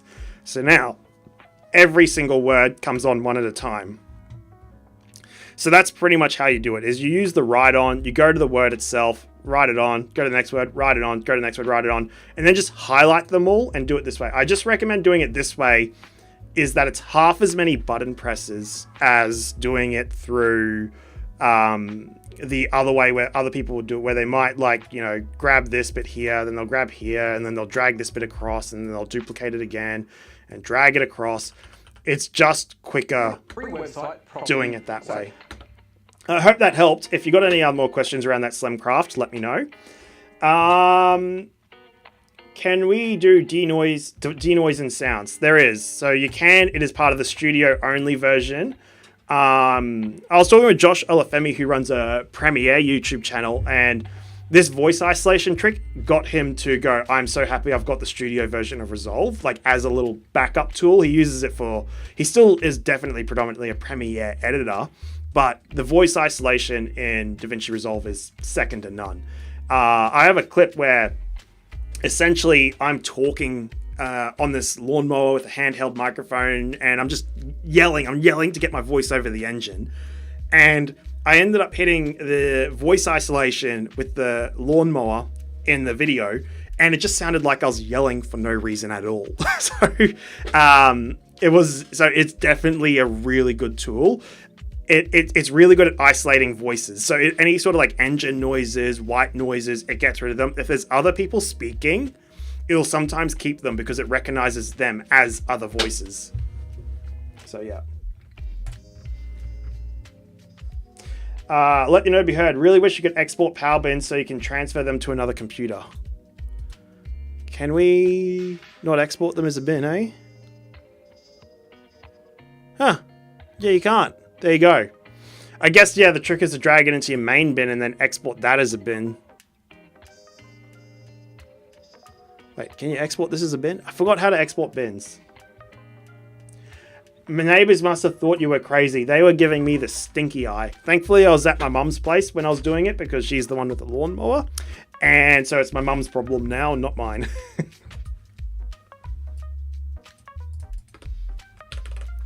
Moving on. So we got this here. So just going back here, what I'm doing now is just to keep things moving along. I'm going to go like this. Playback. I know, let's actually make sure we get this right first. So let's just disable this. Essential insights that will guide you in taking the right steps after you've shortlisted and inspected potential properties. I know a burning question in your mind is, what's this property truly worth? Well, today, let's dive into understanding exact. Yep. Yeah, project bin, let you know to be heard, project bins can be exported by right-clicking on them. Yep, that is correct. Thank you for reminding me. I was a bit worried because I was right-clicking and I couldn't see it, but I think it's export bin. There it is, yep. Thanks for that. Yep, cool. So let's just do this. Okay.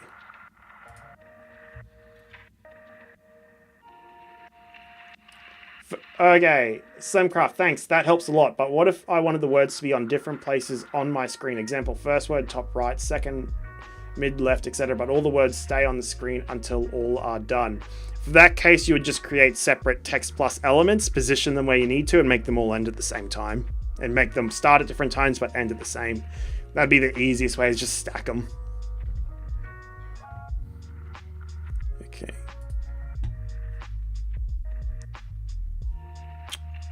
So just from audio. No, we don't want to do that. Sorry, I'm going this one. Scripts. Comp.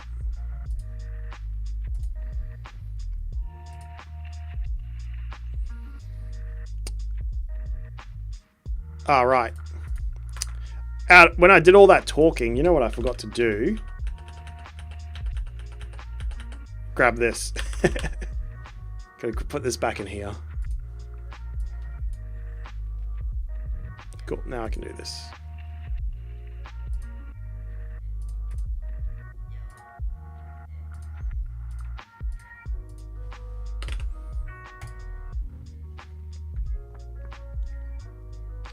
Slamcraft, so I'd end up with a lot of video layers.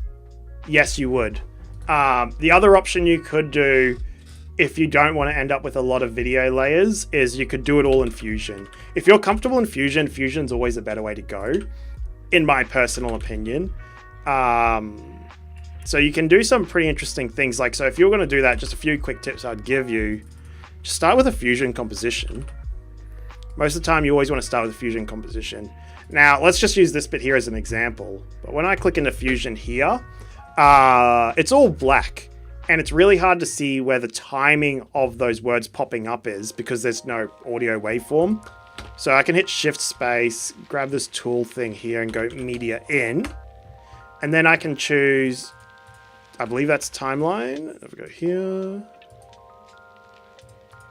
No. Background. There we go.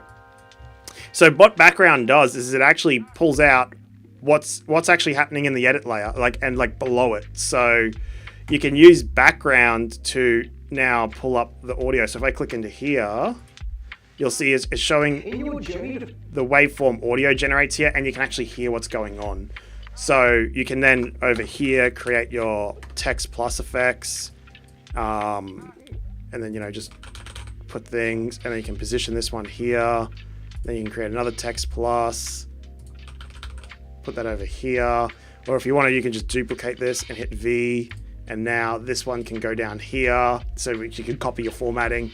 Yeah, so Fusion's really powerful when you can get into it. It's really confusing because nodes are like a bugger. So now, and you'll notice this with my YouTube channel as well. About 95% of my audience on YouTube, we try to stay outside of Fusion. So a lot of my YouTube channel, what I try to do is take what's usually a Fusion heavy task and make it available on the edit page through templates or plugins. And that's just because a lot of people want to get in and get it done. If you're looking at doing this as a long-term career for the rest of your life, learning nodes is such a powerful hack to charging more. I will probably go down that route at some point, but for now, I'm just really trying to help people make it work as quick and easy as possible because we need to start somewhere. And Fusion does take weeks and months to get right. Like, it's such a weird thing to wrap your head around. When you do, it's awesome. It's just that, yeah. So little notes there about Fusion. Really cool functionality. I may look at doing a motion graphics course in Davinci Resolve, and it's motion graphics for commercials. So it's nothing super complicated like Hollywood compositing, but it's enough to just enough to get people started with paying work. And Araski says Casey Farris's video on Fusion for beginners is a must-watch, one of the most comprehensive hour-long videos I've watched. Yeah, Slimcraft, you're gonna have a steep learning curve. Like, I don't put the pressure on yourself straight away. Don't go, I need to learn this right now. Like, learn it over time. Just like, let's do this one little thing here. Or Casey Farris's video, that does an hour. It's a really awesome place to start. D-Lec, welcome aboard. Thanks for coming in. Slam, the other way is, like, before jumping into here, you can, again, just to emphasize this, you can just create a text plus, drag it, bring them in. That is the other easiest way. I would recommend that as well if you need to just get the job done. Fusion is cool. So now, coming back to here, you'll see essential insights that will guide you in taking the right steps after you. Oh my god. We just talked about doing all that write-on. My snap emphasis has duplicated that write-on stuff I did, so whoops. I better get rid of all that because that's not going to help at all.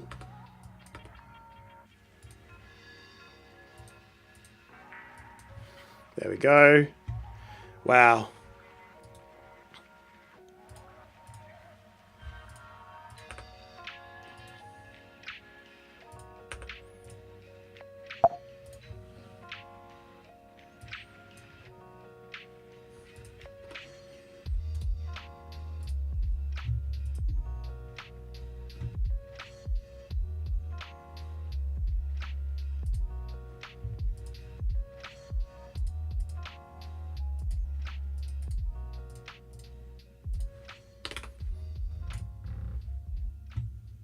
Awesome. Here we go. Today I've got some essential That looks a lot insights better. that will guide you into taking the right steps after you've shortlisted and inspected potential properties. I know a burning question in your mind is... So here, I know, I get rid of this one. That will guide you into taking the right steps after you've shortlisted... Okay, so I think I want to emphasize this bit. So this is just how I'm able to switch between two different styles really quickly, is by generating twice and then using the D key to disable and enable. It's just a nice and quick and easy way to switch between styles. Taking the right steps after you've shortlisted and inspected potential... So like this is a sentence I would like to emphasize. This is not the correct way to do things, but this is definitely going outside the safe border areas, so I should probably scale that in. But I reckon I'm just going to do this because I'm lazy. Oh god, so I'm going to just bring it in like that and just position it down. Don't do this. It's such a bad way to do it, but you know, got to get the job done. Araski, gotta go. Lovely chatting, having you here, man. Have fun editing for a client. I know a burning question in your mind is, what's this property truly worth? Well, today, let's dive into understanding exactly. So just saying this, actually, I think I would like to emphasize this bit here, the truly worth. So I'm actually just going to enter a space down here and then enable the emphasis. What's this property truly worth? Well, today... And then I'll disable this emphasis here. Let's dive into understanding exactly that. Great, so that's happening here. Now this is going to feel like a bit of a time gap here between these two clips. It's a bit jumpy. So he has a little breath here. So first thing is let's get rid of this breath.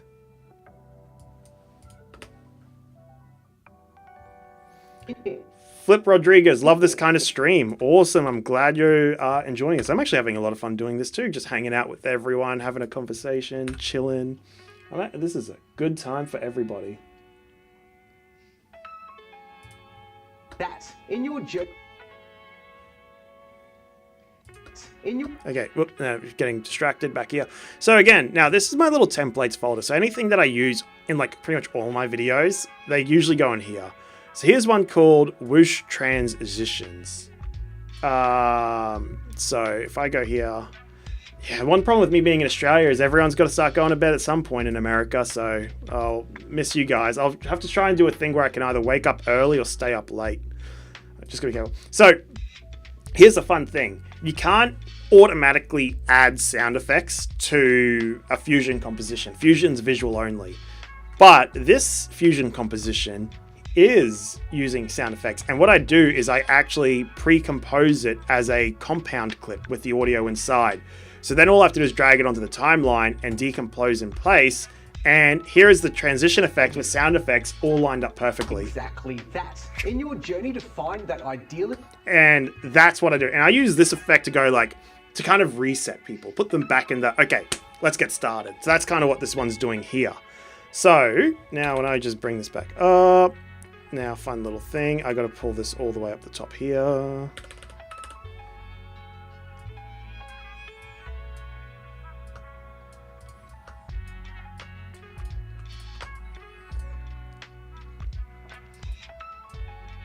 Exactly that. Well, today, let's dive into understanding exactly that. In your journey to find understanding exactly that. In your journey... So this is taller than this one, is it? If I mess something up here. Yeah, it is. Okay, so this... Right, because that's based on the line here.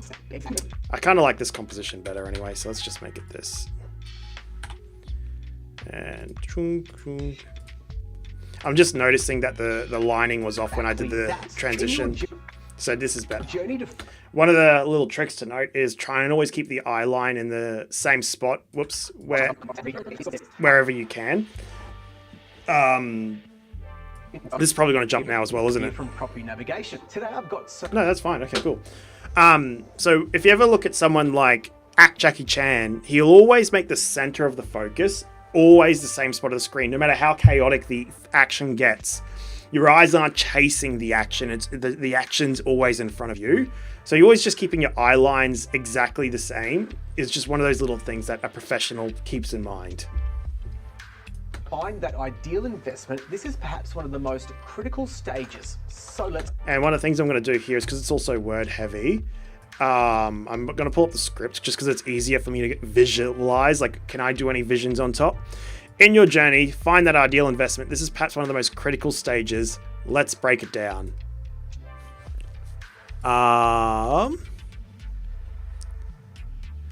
This bit here. What is this property truly worth? So if you're on a tighter deadline, after you've short... there's this bit here. What's this property truly worth? So if you're on a tighter deadline, I'd leave that as is. But I'm going to do something a little interesting. So this is going to be a bit different. I'm going to duplicate this layer, and I'm basically going to get rid of that. And then this one here, get like this. So it's still the same effect. Property. Oops, actually I should do something else first. I'm going to do this. I'm going to make this much bigger. And I'm going to make it over here. And I'm going to, again, take this rectangle and bring it up. Cool. And I need to make this snap emphasis much bigger, like this. And then I need to just line that rectangle up a little bit nicer. There we go.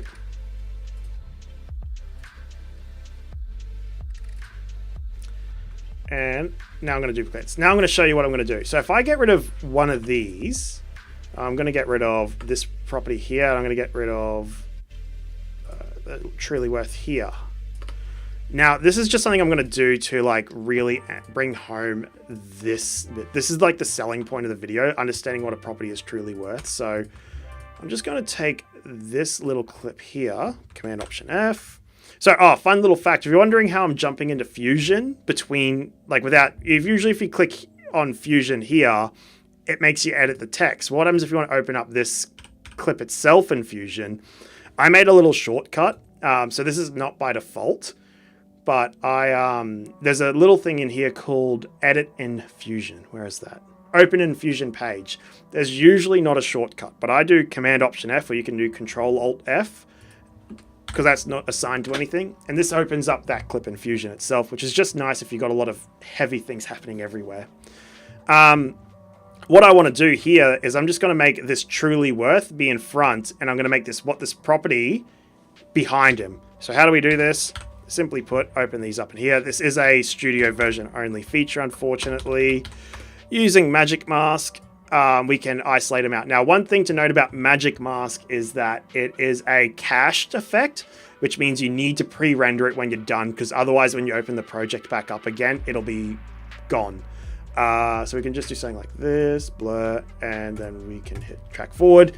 So I'm really curious to see how this goes, because this is a really CPU intensive effect, and I'm streaming, and I'm doing this all from a MacBook Air M1, which is, so this computer has no fans in it to cool it down.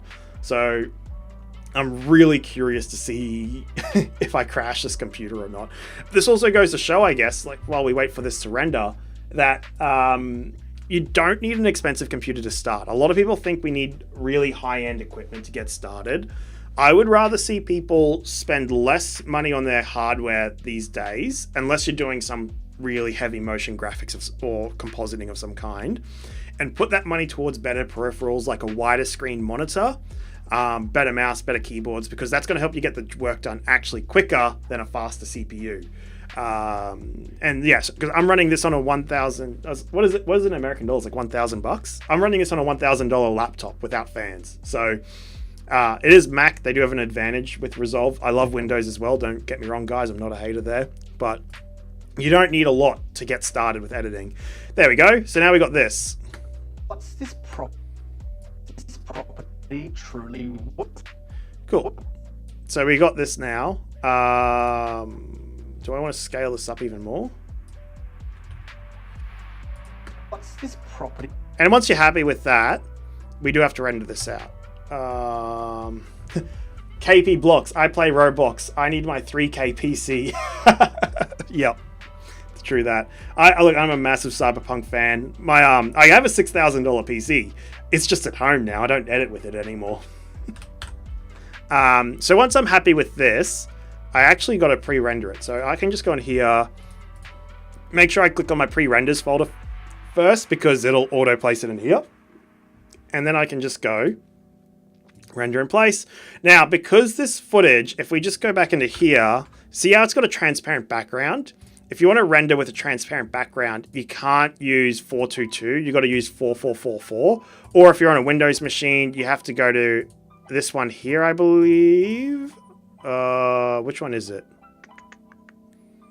It's one of these.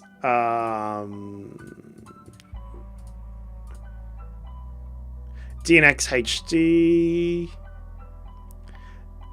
So you got to choose something like this 1080p, but 444. There should be another 4 at the end of it. It's been so long I can't remember which one it is for this, but all I know is I'm on Mac, so it's this one here. But you need to make sure it's got 444 going on here. And the other thing is I include the video effects, but no, I don't. I include only the Fusion composition. What this is going to do is it's going to render the video as its like natural video. I'll show you in a second what that means, but it's really important.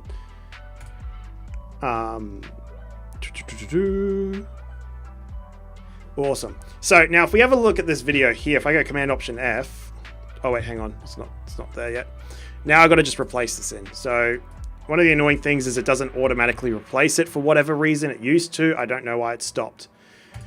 So here is the new thing. I'm pretty sure I can just position this up.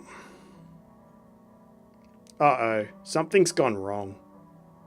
Ha ha ha. That's super strange. I have done something wrong.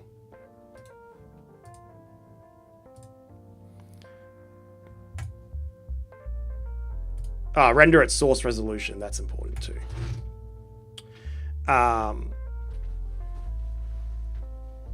what I'm essentially trying to do is render just the magic mask, none of the other things, because I might get halfway through this edit, and this has happened before multiple times, where I'm halfway through the edit and the color grade's slightly off, so I go to adjust the color grade, and then I have to re-render all my pre-renders again.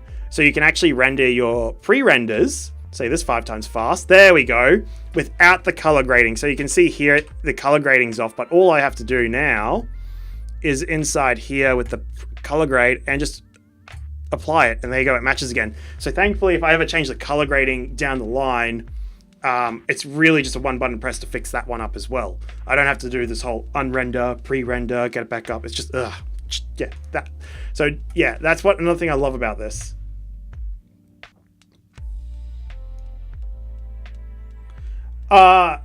Bad jokes, Brian. How do I take a bunch of clips from one timeline and insert it into the middle of an edit on another timeline without having to move all the clips in that second timeline by highlighting and moving over? Easy. So it's easy depending on how complicated the edit's getting. So let's just say we wanted to take all this here. Like, let's say we want to take all these orange clips, and we went, you know what?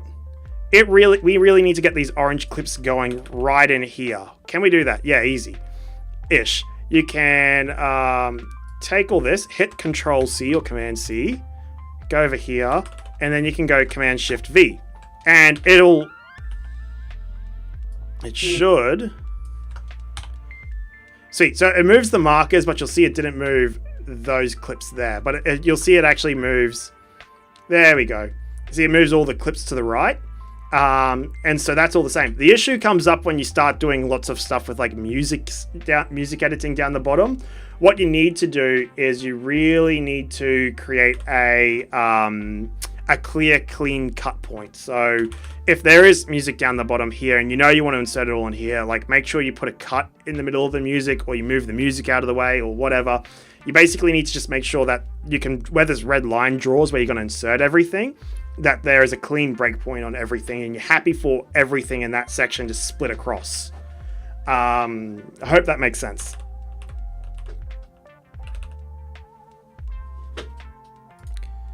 Cool. All right. There we go. Cool. Back in business. what's this property truly worth? Well, today, let's dive into understanding exactly that. Okay, awesome, that's more. Now, another thing is, why am I using so much text here? Now, a lot of people are over text. With YouTube's algorithm, and again, this is why it's really important to specialize into a specific editing style. So my editing style is for YouTube performance. The click-through rate on videos is really important for success. So now a lot of people, especially on mobile phones, they're not actually even seeing thumbnails anymore.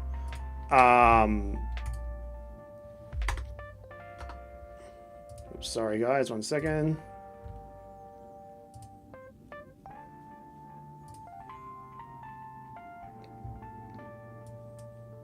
So on YouTube, a lot of people aren't, if they're on PC, they are seeing the thumbnails. So for me, it's really important. But when I'm doing videos for mobile phone, especially as well, no one sees the thumbnail. So what they see is this first 10 seconds. And so if you're doing educational content, all they're going to see without it is this talking head. And that's not useful. So, whoops. So it's important that I include text or something so that people can visually see what's going on. Hello, property navigator. Cool. So in your journey to find that ideal investment, this is perhaps one of the most critical stages. So let's break it down. Firstly, without any paid subscriptions, you can start with the free website, Property Value. So if I go onto the Notion document again as well, Luke's very kindly said use this website address right here. Oh, so we were talking to Luke about this. So we're going to do a screen recording using this website, searching for an address included below. Okay, so he wants me to include this here. Now, because I know I've got to like edit this within a timely manner, instead of doing a whole screen recording, I'm just going to download this video. Hit save, and then I'll just bring it in here. So I'll just show this up here. Cool. So this is the folder structure that I use to organize all my assets too, by the way. Whoops. And this is why I'm really interested to try out super bins, because it's just something I think that could speed up this whole downloading, uploading, dragging things into the correct folders. Ah, fun fact, this is, I don't know if I mentioned this before, this is all Google Drive sync, so anything I drag into here automatically gets downloaded onto my assistant's editor's computer, and vice versa, so that when I get to the end of the day, we just text each other going, we're up to here, and then we wake up, turn the computer on, and everything's already been downloaded and organized. We don't have to worry about, you know, sending files across to each other. It all just happens automatically, so that's pretty sick. I do like that a lot. Oh, fun little fact, what I'll actually do a lot of the times, I won't actually drag the media into the correct folder here. I'll just make sure the correct folder is selected, and then I'll drag it right onto the timeline, because it'll put it right in here as well. So it just saves me a little bit of clicking there. Critical stages. Firstly, without any paid subscriptions, you can start with the free website. So he says start with free websites. We're going to go here. I'm just going to use the magic animate effect pretty much here, and I'm just going to use the whip in and out. No motion blur, because again, just keeping processing power low. And then I'll use the magic zoom, again by Mr. Alex Tech. So it just shows you how amazing this guy's tools are. You really should download them. They are donationware, so if you do have the chance, please do donate to him. He's really changed the video editing industry for DaVinci Resolve. It's just, his tools are incredible. And then I want to just do a standard zoom, and I believe this is right. Yeah, so this is the one that was just going to do a standard zoom, make this like 0.01. Website, property value. And all I'm doing is just trying to add enough motion that, there we go, so that it just stays interesting enough. Website, property. And I might try and just pivot that up a little. Just like that. There we go. The free website property. There we go. Awesome. All right. What's happening on the? I haven't been keeping an eye on that comments. I wonder if anyone's got anything going on. Bad jokes, Brian. This may be a really novice question. How do I render a video with a clear background for like a vector format to add into videos in the future? How do I render a video with a clear background? That's not a novice question. Everyone gets that mixed up all the time. You basically need to... I'm going to see if I can open up an incognito window and I'll just see if I can find something. So video, when you render videos, they actually take a lot of shortcuts to keep data low. And if you want to render a video with, that's what they call, it's that word. I forgot what it's called. But when you want to render a video, you actually need to make sure it's got all the data. So this is the complicated version, and I'll try and see if I can make it simpler. If we have a look at this bit here, so this is like how video codecs work. They actually do a brightness and darkness, and then they have a color pass.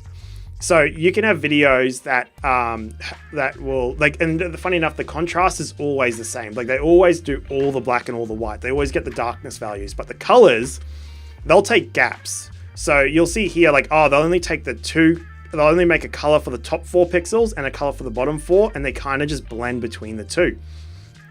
And that's called a 411. That's what most phones record in, or they'll record in a 420 actually these days.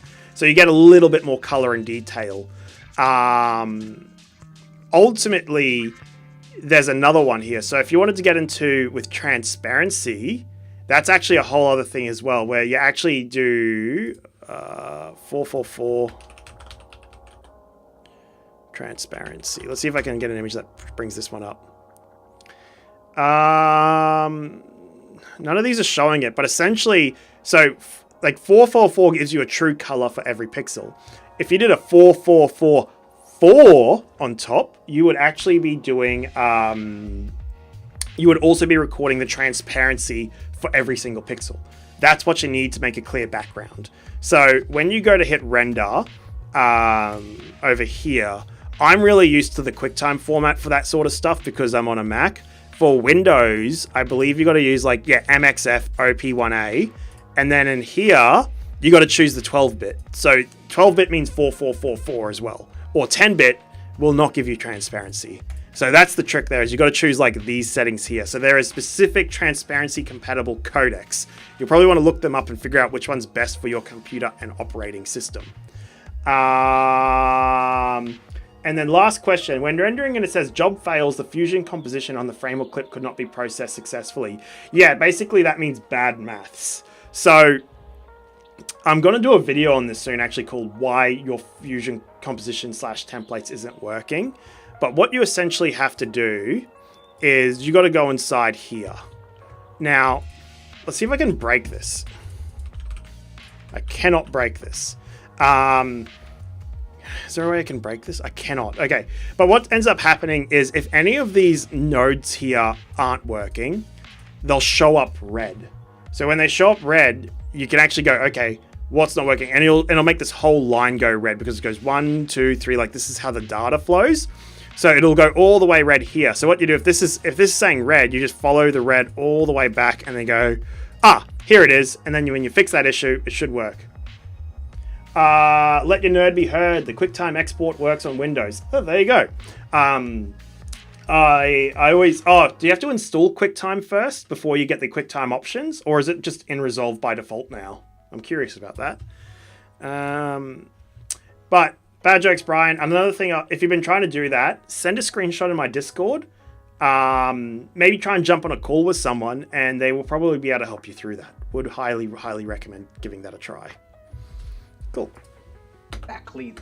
Sorry, I can't be more specifically helpful there. It is annoying. I've run into that issue many times. The trick is to isolate the clip and make sure you get it right. And just, not get it right, but jump into that clip and try and figure out what in the fusion composition is going wrong.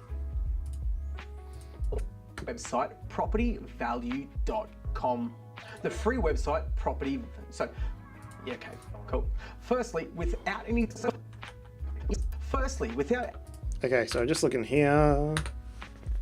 It's probably why it's better to do a rough cut without visual assets first, because I've now got to decide between these two takes. But I know it's going to be the second one here. Firstly, without any subscriptions, you can start with the free website Property Value. This platform offers a value range, giving you a ballpark figure. to work with, i.e. $600,000 to $650,000. Here's a simple Yeah, okay, I remember this being an issue. Here's a simple analogy. Think of this range in the terms of market pressure. Okay, cool. So here's another thing that's going to come up. So I'm just going to cut this. There is definitely a gap breath in here. Think of this. Now, you have two options with gap breaths. You can a lot of people say, oh, you got to cut them. Sometimes, especially if your target audience is older. Here's a simple analogy. If your target audience is older, it's too quick for them. So another little thing you can do, the breaths are still annoying. Just do that. Here's a simple analogy. Think of this range. Analogy. Now, one of the other things is there's no noise happening here. So one of the other things I'll do is I'll go find a media pool, double click on this, and then I'll just choose audio track. And what I do is I just look for a nice little clean gap, which is right here. And I'll just drag this onto the bottom here. And now this becomes my digital noise floor. So I could actually, and I might just highlight this another color so I can find it later on if I got to do this again. I'll just drag this in here. Now that'll sound a lot more natural than doing this beat thing where because you can hear the silence, right? If I just get rid of this, you can hear that there's a silence no longer there. So, whoops.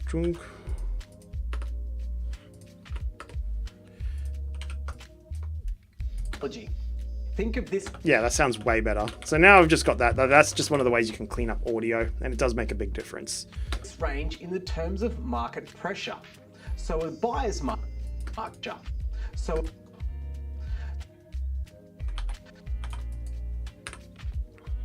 pressure. So a buyer's market. Yeah, that works well. Now here's another little thing we'll do. To make this video more energizing and awesome overall, I will create an adjustment clip. And this is another way I actually hide jump cuts. And I'll position the adjustment clip just like 5 frames in front of this cut here, where it is a jump cut.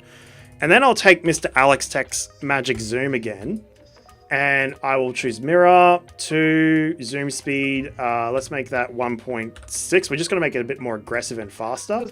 And now when I click on this, market pressure. So a buyer's market. The zooming in, because there's in motion, it actually hides the cut. So that's another way you can actually hide cuts while also energizing the video. Market pressure. So a buyer's market, you're going to be looking at the low end of the range, which means low demand, more supply. A balanced market is range, which.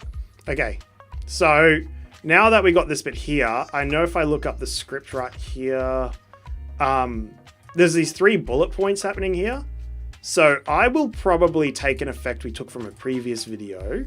And this comes from William Justice's, another one of his tools. Again, William Justice probably has some of the best plugins ever, actually. Let's bring up William Justice for a second. So William, apart from being an all-around awesome guy, he also has a really awesome selection of tools. So, like, this guy is a proper coding genius when it comes to everything he does. He created super bins, he's created these bullet point effects. What's great about these is that they're just clean and simple, and they help you get the job done quicker. Oh, I need a bullet points. Here it is. It's not like a bunch of other kerfuffle on top, which then makes it out of style and unusable. It's just always awesome. So, highly recommend checking out his stuff. Highly recommend donating to him if you get the chance, because he's honestly just made us as DaVinci Resolve users so much better. This slide panel is one of my favorite effects from him. Bullet points is great too. And the zoom effect. I use the zoom effect so often. It's especially if you're doing a lot of educational YouTube content and you got to like point out a specific element in a screenshot. It's such an awesome tool. So keep William Justice in mind for that sort of stuff. You might actually just try and put his YouTube channel in the chat for us right now. I don't know if I can share links in the YouTube live stream. We'll make this a test. When I find out where I hid my live stream.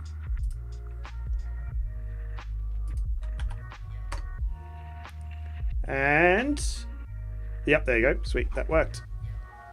All right, now let's look. I'm looking for a specific effect called where it's where you throw up a bullet point. Oh, we definitely did it in 4.1. I remember this now. Yep.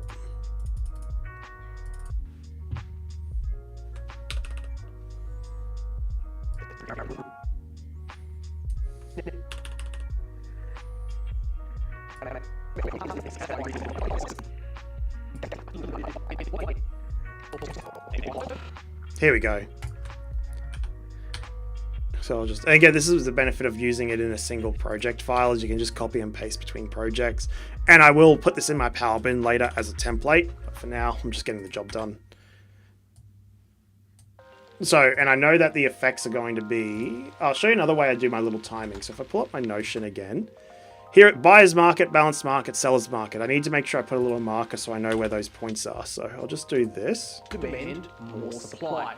A balanced end of the low end market, you're going to be looking at. So a buyer's market. So the buyer's market. So I just put a marker for Buyer's Market. Balanced Market. Market.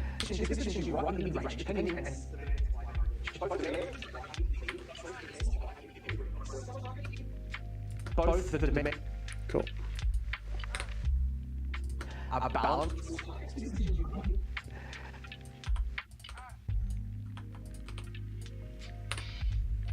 Market, both the demand and supply are in equilibrium, or a seller's market.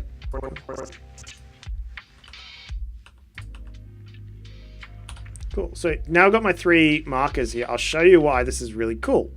So I can go in here and I can go in here. I mean, I don't even need the zoom anymore. And I can actually reposition these effects. So, oh, this one's done a little differently. You got to go in here to get into the fusion composition.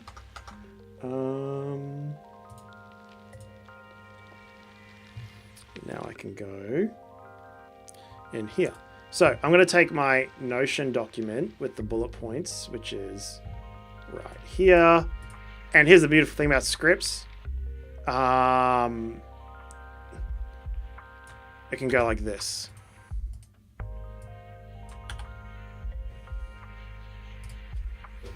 And I'm going to say that this probably needs to go more like that.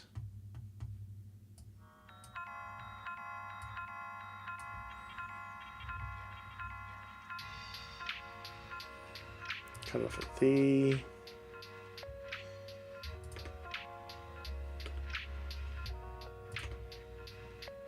Yep, cool. Now I can just do this for the rest of them.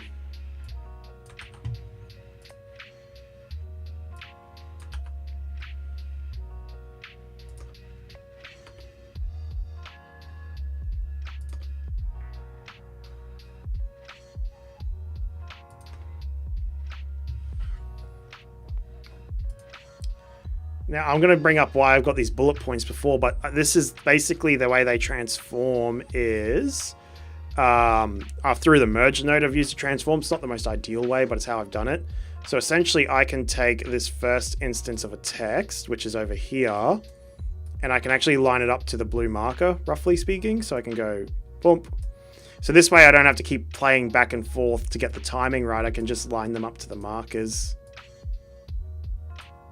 because the markers from your edit page show up on the Fusion, which is just super convenient. There we go. And then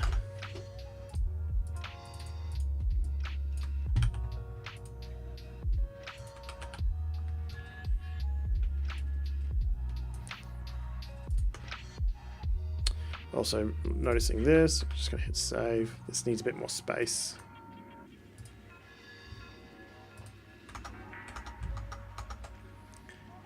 Cool.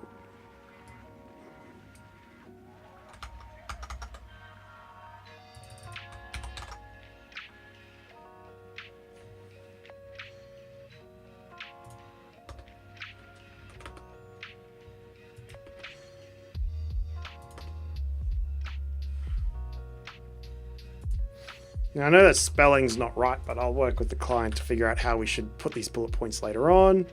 I just remembered these need bullet points as well.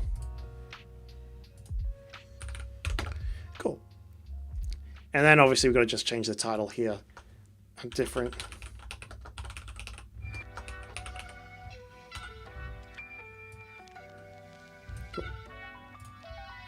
And there we go. So that's all timed up and just going to work now. So with buyer's market, you're going to be looking at the low end of the range, which means low demand, more supply.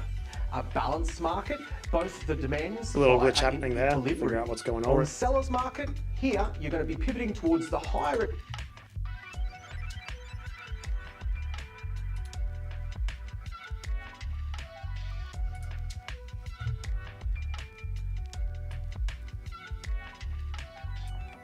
Sorry, everyone. I'm just going to figure out where my little windows have gone. I've lost some of you.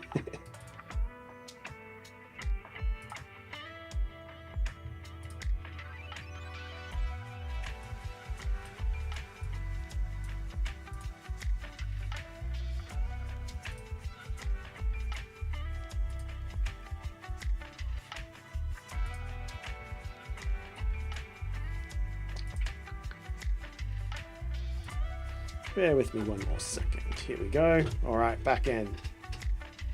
All right.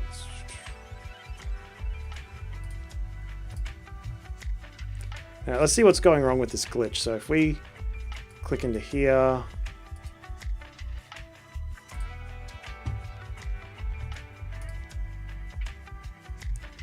let's see what's happening. So okay, so there's this glitch happening over here with the last text, which is this one here. So for some reason, is this where it's happening? Right, so there's this blend that's happening here, which just tells me that the center, the blend's supposed to come in with it as well. Got it.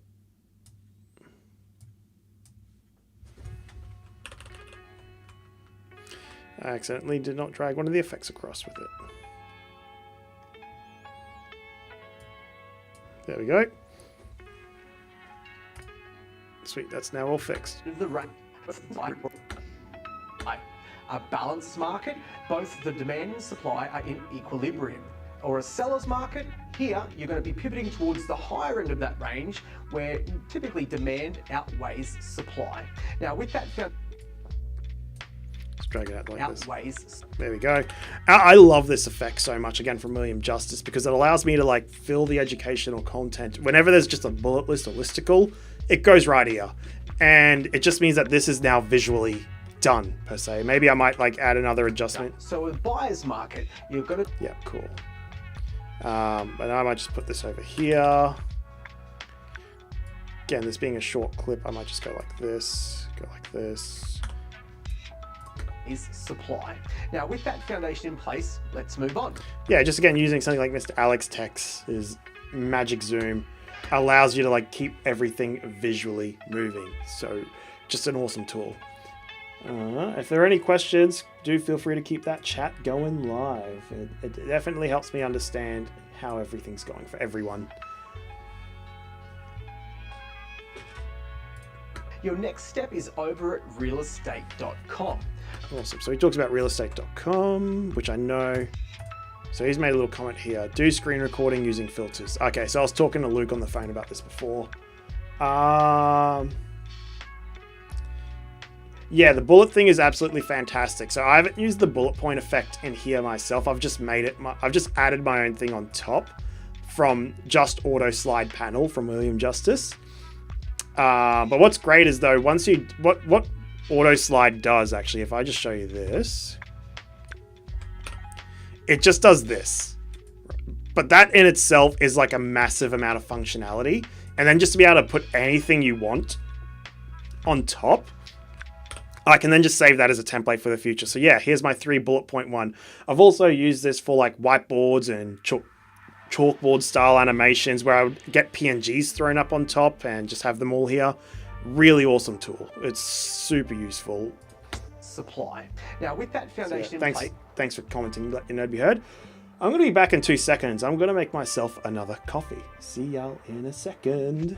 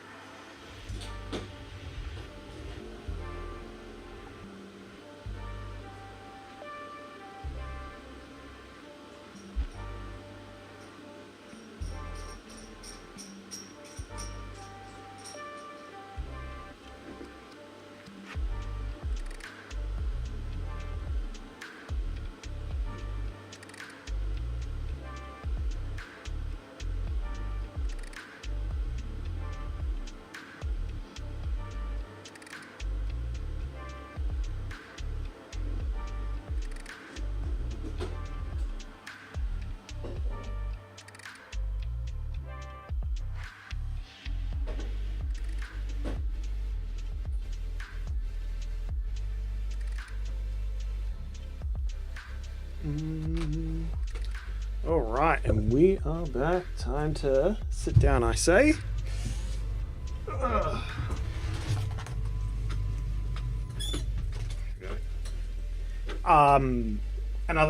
Another investment I recommend editors get over a more expensive CPU or GPU is a lovely little standing desk. Just the ability to go back and forth does help if you've got to do this all day.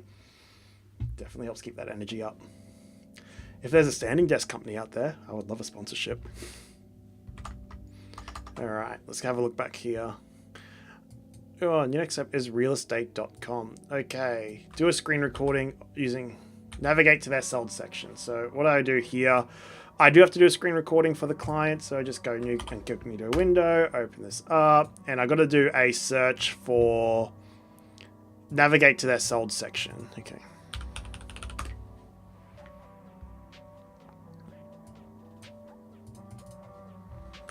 You'll notice if you follow me long enough that all my clients are real estate related professionals, and that's because just as an industry, they have some of the biggest amount of money in Australia. Property is a massive industry in my country, so it means they have bigger budgets for marketing, and that's pretty essential if you want to make this a successful career, is to make sure you're picking industries or clients, especially if you're a service-based industry, where they have a big budget. So, like, you can become a music video editor if you want, and it's a great creative outlet, but traditionally, you will not make as much money as someone who edits real estate or weddings, because the budget's just different in them.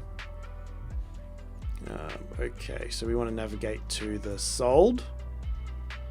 So we want to navigate to the sold.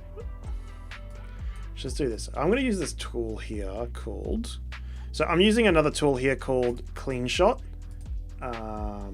which is pretty awesome because now I can just hit Command-Shift-5. It is unfortunately only for Mac users. I can just go here and hit 1920 by 1080. So now I've got a full HD thing. We'll click away from that for now. I'll just make this roughly better sized for that. Let's do that again. Cool. Hit this here. Actually, you know what? Let's put this over here. It's been a while since I've done this. So I'm going to put this over here. And I'm just going to keep this opened up to the side so that I can see the script that I'm from, so I know where I've got to click. Okay, then I can hit Command-Shift-5. And then I can just hit recording, video. And so then let's just start at the top again from home.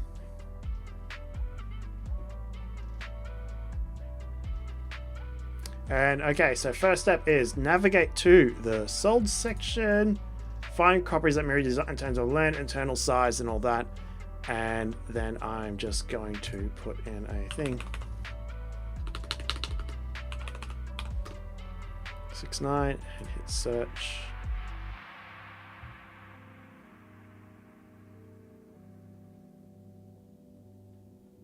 Get a little scroll happening in there. Cool, that's enough, I reckon. And then I can just hit stop. So it's a pretty useful feature, that one. And I can hit save. That gets saved as like a CleanShot video file, which goes up on my desktop. And so I can just go Finders, B-roll, desktop. And this is the latest one. Throw that in here, confirm. And then, again, just B-roll. Actually, because of this, I'm going to just actually put it in here first, because then I can hover over here, click this little video clip, and do this, and it won't drag any audio, which then means that, you know, I've got to battle with this. I don't want the audio, I just want the B-roll, so just do this. Cool. Make sure you don't do anything over the top. Let your nerd be heard. Super important to create your services for people who have money to pay you what you deserve to be paid. Yep, exactly. It's important to make sure that, yeah, there's a market fit with what you're doing. Because, yeah, that's one of the things about being a video editor, is that we live in a world where our value is very subjective to what's actually possible and out there. Your next step is over at real estate. Cool, so this is going to go here. Now navigate to their sold section. Okay, so here, navigate to their sold section. So I'm just going to basically... I'm going to start this off by just getting the trim tool. And I know I said navigate to their sold section. So I'm going to make this the base point to start right about here. And I'm basically going to look for when my mouse clicks over to the sold bit. That's really hard to see, isn't it? Let's just make this bigger.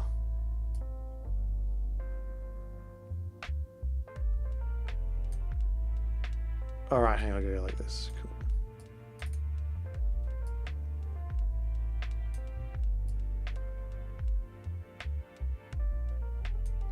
What? Have I done my screen recording wrong somehow? Because it's just starting where I'm typing in here. Huh. That is not right. What is going on there?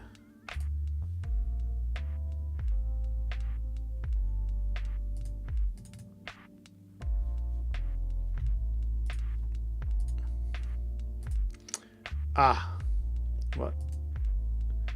I am so confused.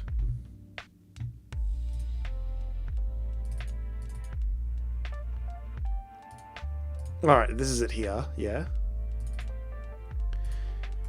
Okay, here we go. Okay, so there's the home page at the 11-second mark. Is this at the very beginning? Okay, so I click on the home page at the 11. Oops, get rid of the trim tool. Let's just bring that in 11 seconds. Great. So this is technically where I should start. Sold section. There we go. Excellent. Move on. Your next step is over at realestate.com. Now navigate to their sold section. Your goal to find property. So now here's how I'm going to do things usually. I like using the retime tool here. And then what I'll do on top as well is I'll do an adjustment clip with manual transforms if I want to get extra fancy. It depends on the client's budget and time, I guess. So now if I go into here, I can click add speed point. And let's just drag this out a little bit. I don't have to do a retime. Oh yeah. So let's go add speed point, and I'm just going to cut this in.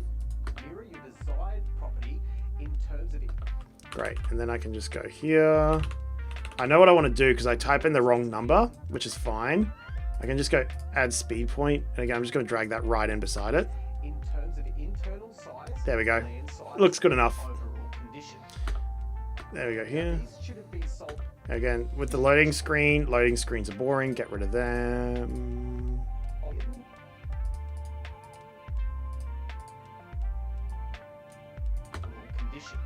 Now these should have been sold in the past 3 months.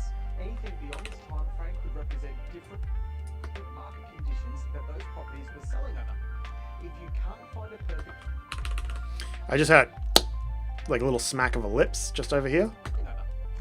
Because this is screen recording, I just know that's going to be deleted. Like, because there's B-roll covering the whole top, I know it's going to be deleted.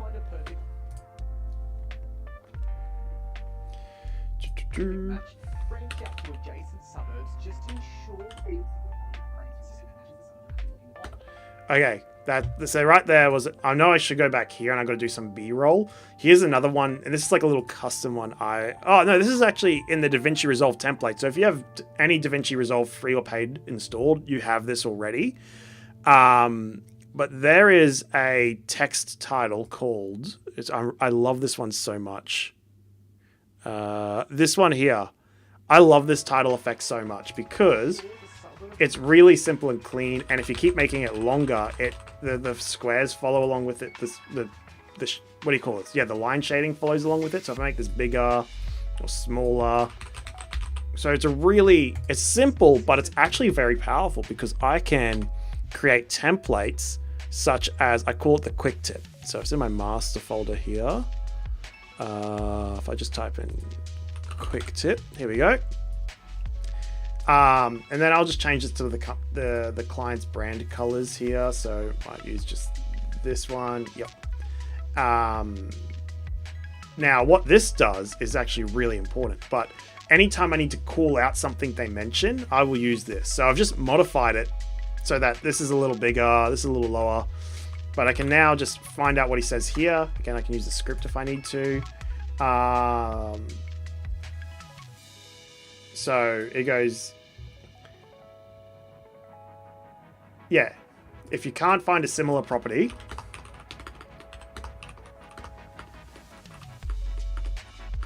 caps locks is on. Can't.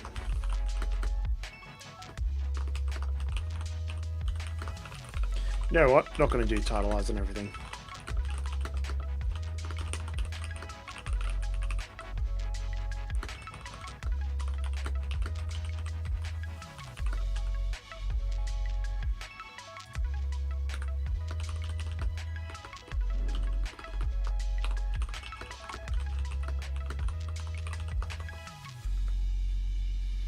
Okay, I'll just go over here. Look over at adjacent suburbs.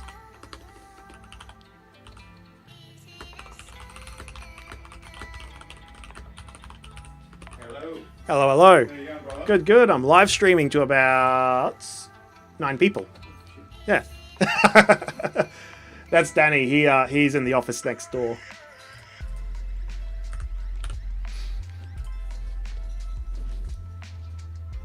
Adjacent suburbs, just And if I go like this, reach out to adjacent suburbs, just ensure all the suburb quality remains. and if I want to get extra fancy, one of the other things I might do is, where did I put that adjustment clip, which is this one here. Now with that foundation, So this is like a little zoom in. So one of the things actually I should do, we like to change this just so we know where they are. We'll change this clip color to like an orange. And it's just to visually help us see where we're doing these dynamic zooms. I'll actually drag another one in and I'll put it, so this text is lined up pretty well. If I put the zoom on top, it gets it out of frame. So I'll just put this adjustment clip under the text but over the video, and that'll allow me to do this. the perfect match. Branch out to adjacent suburbs, Just gives it a little more energy so it's just not him talking empty to a camera. Suburb you're actually looking to buy in. By coupling the range from property value and these comparables from realestate.com, you can pinpoint your property's value, often within a 10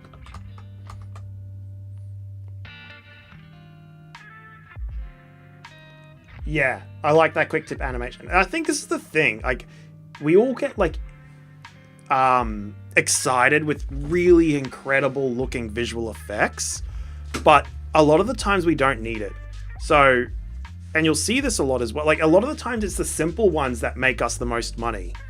So, because I've got another thing here. So I've got this like 3D screen effect, and this effect is awesome. Like, I mean, this thing is drop short of nothing like you've ever seen before. It's one of those 3D effects where it adds a bunch of motion blur and stuff. And if I play this, like, this looks really cool. But I use this like once every 20 videos.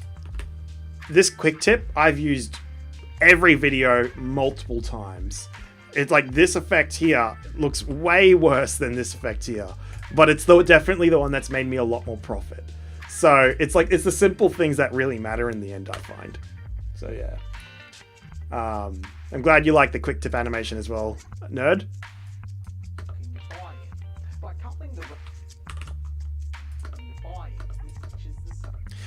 Here's something that comes up that's really weird. This speed animation, sometimes, see this, like, see when I disable it, do you see how his lips are different? So I don't know what's happening, but sometimes with sometimes Mr. Alex Tex's magic zoom, I get this issue every now and then. Still definitely like a worthwhile effect to have, but I don't know. So every now and then it takes the people's lips out of sync, and it's really annoying.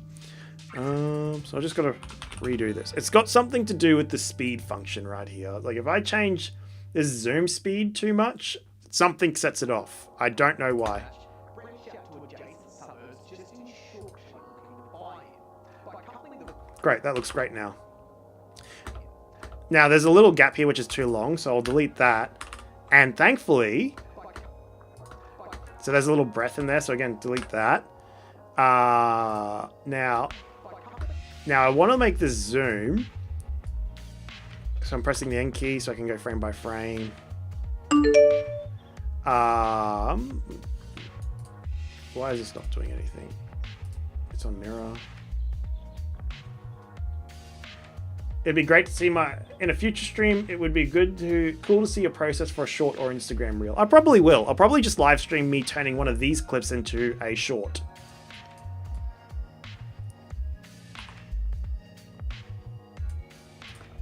by coupling the range of buying, by coupling the Right, so it's got to come back more. buying, by coupling the range from by coupling the range. Yeah, there you go. So by using this little zoom in and out, it hides the jump cut a bit more with the motion. It's still there and you'll see it, but you don't feel it. It's a weird thing. The range from property value and these comparables from realestate.com, you can pinpoint your property's value, often within a $10,000 to $20,000 range. Now, accuracy is key. But here's a golden nugget of advice. Always, and I mean always, circle back with the agent after your inspections. Gauge the competition. If it's a property that has multiple contracts on it, that could... That's a good one. So again, I'll just take this text over shape layer here.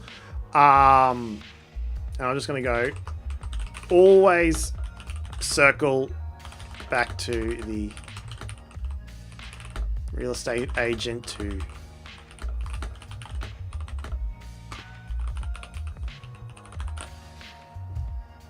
could skyrocket its price due to fierce competition. More demand often and then again, so here he goes, more demand often translates to, so I'm actually going to duplicate this effect again here, and you'll see this, I'm starting to now start duplicating the effects that we're using, because in a good edit, it's not about having something different every single second, it's about just having a theme within your video that's effective. So yeah, okay, and I'm just going to get rid of this little breath here. And then I'm going to make this effect much stronger. Let's go 0.5. 1. There we go. Cool. That didn't change the timing of anything. And another thing to note is I love the pivot in Alex's zoom because I can actually make this line up to the eyes. So again, I'll probably just do this adjustment clip. I'm doing another one here. Just going to get a grid going, not a grid warp. Grid 3, 3. Make sure that goes on top. Now, what I can do is I can just make sure this is lining up well enough. It just makes that accuracy a lot easier. Competition, more demand often. Okay, cool. So that grid's working, and now the zoom is definitely just far too strong. So I might just bring that into like a 0.3. Competition, more demand. Okay, and the speed's too much. So let's make that. Let's keep that at 2. Competition, more demand often. All right, actually, yeah, let's try that back at 5.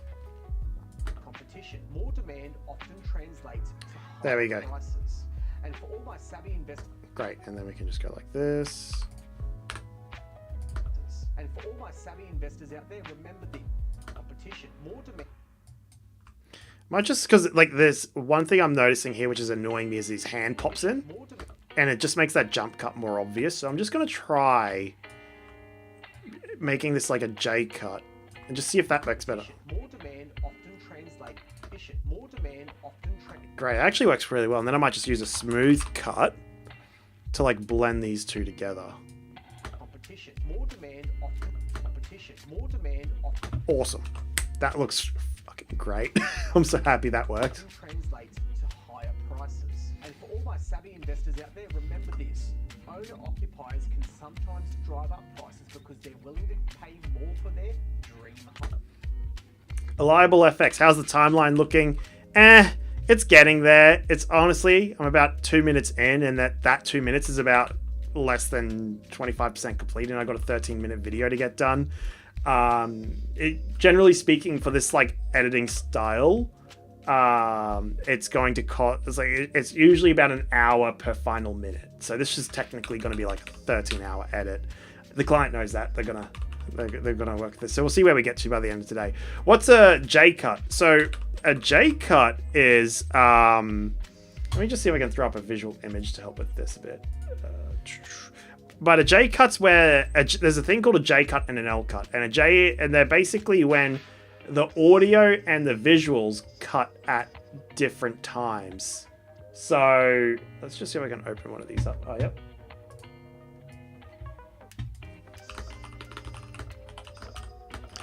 So this is probably getting into that more traditional editing theory. Oh, look at this. This image is perfect. Wait, where'd that visual go? Okay, yep. So this is it. There you go. So this is an L cut, and you can see because the video cuts here, but the audio cuts here, so it makes like an L shape. And this is a J because the audio cuts here and the video cuts later, so that's a J shape. So it's where the audio and the video cut at different times.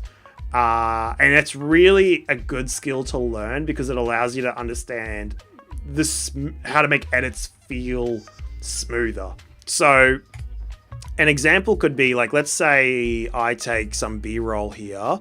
Right, yeah, let's say I take this B-roll here, and I know that this is not going to be a great example, but it's just an example. What I might do is, I might have some sound effects going on. I wonder if I got any sound effects that could represent this well. Not really. But let's just imagine that this music here is like, what do you call it? Like, let's imagine this is ambient noise for the B-roll. I could either make the noise start with the video itself, but that might hit people too hard. It might not ease them into it enough. So what I might do is I actually might make the ambient noise start earlier and then fade it in, so that when that way then like it eases them into the cut, and it makes everything feel polished and smooth and professional, and people won't be able to point out what it is. It just feels that way, and that's when you've done your job well, is when people go, I don't know what you did, but it's great. So learn J-cut, L-cut theory, really important, like essential skills to learn as an editor, especially if you want to become a high-level one. And for all my savvy investors out there, remember this. Owner-occupiers can sometimes drive up prices because they're willing to...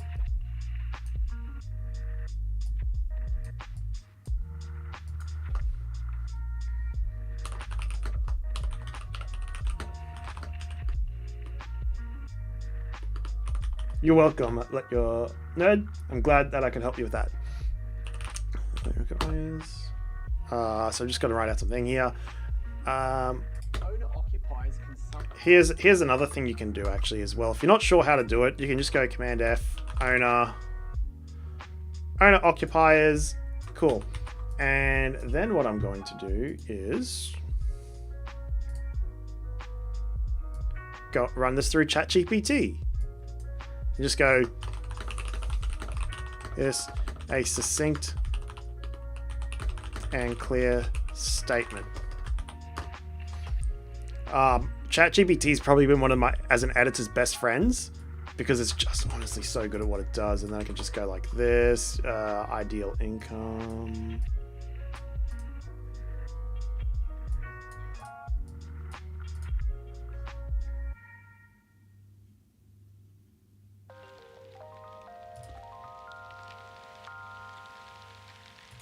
Let's go like this, and then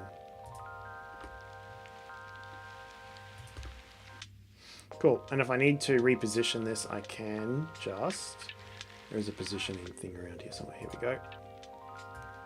There we go.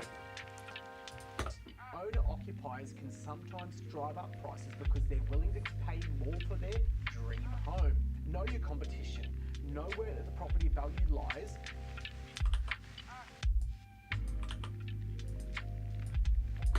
And be your property value. Know where your property value lies, and know when to walk away. All right, folks. Awesome.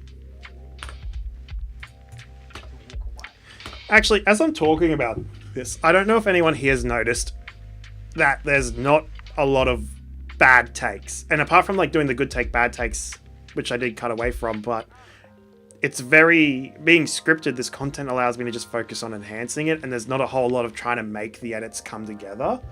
And a lot of this has come down to the fact that I get all my clients to use, here, I'll go to a bigger screen so you guys can see what I'm showing you here. A lot of times because I'm using this, which is a teleprompter. So this is one that slides onto the back of a camera here. So that little ring works on a lens, attaches to a camera, phone goes in here, and then this acts as a mirror. So if you can even see here, there you go. By the way, I'm using a phone for my webcam today. This honestly has been the best tool I could buy as an editor for my clients. And that sounds so weird, I know, because as an editor, it's all about editing, and we're not really there to influence the video production as much. But the essential thing I tell my clients is if you use a teleprompter, I will be spending twice as much time enhancing your content instead of making it fit together. So if you want average looking content, ad-lib. If you want excellent looking content, use a script. Now, not all clients can use that, and some clients either have to just pay extra or ad-lib or whatever anyway. But most of the time, and all my clients get ecstatic and super happy from the fact that I've given them this as an option, because it means that they get to work with me more to produce better content in the same time frame and budget. And that just makes everyone happier. So do keep that in mind if you are going to be doing a lot of like educational scripted content for people. Do get involved in the production process with them and help them help you. It's really one of the biggest difference between having a really positive relationship with the clients and having a lot of average ones. So yeah, just keep that one in mind.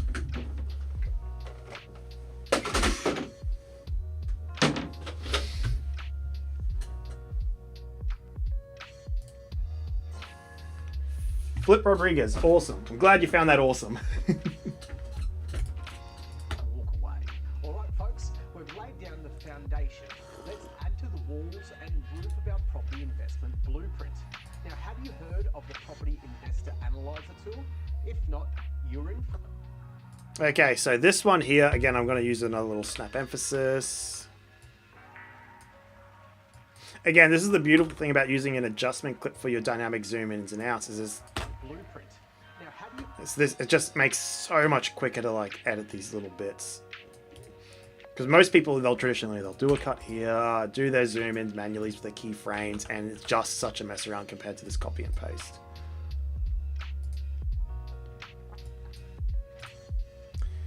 Your Flip Rodriguez, you're lurking while learning a lot. That's all we can ask for. I don't expect people to give me their full focus as they watch me type out words and everything. It'd be pretty boring. Now, have you heard of... Cool. I'm actually is this a... Yeah, that's a breath in, so let's get rid of that. Again, let's hide it. Whoops.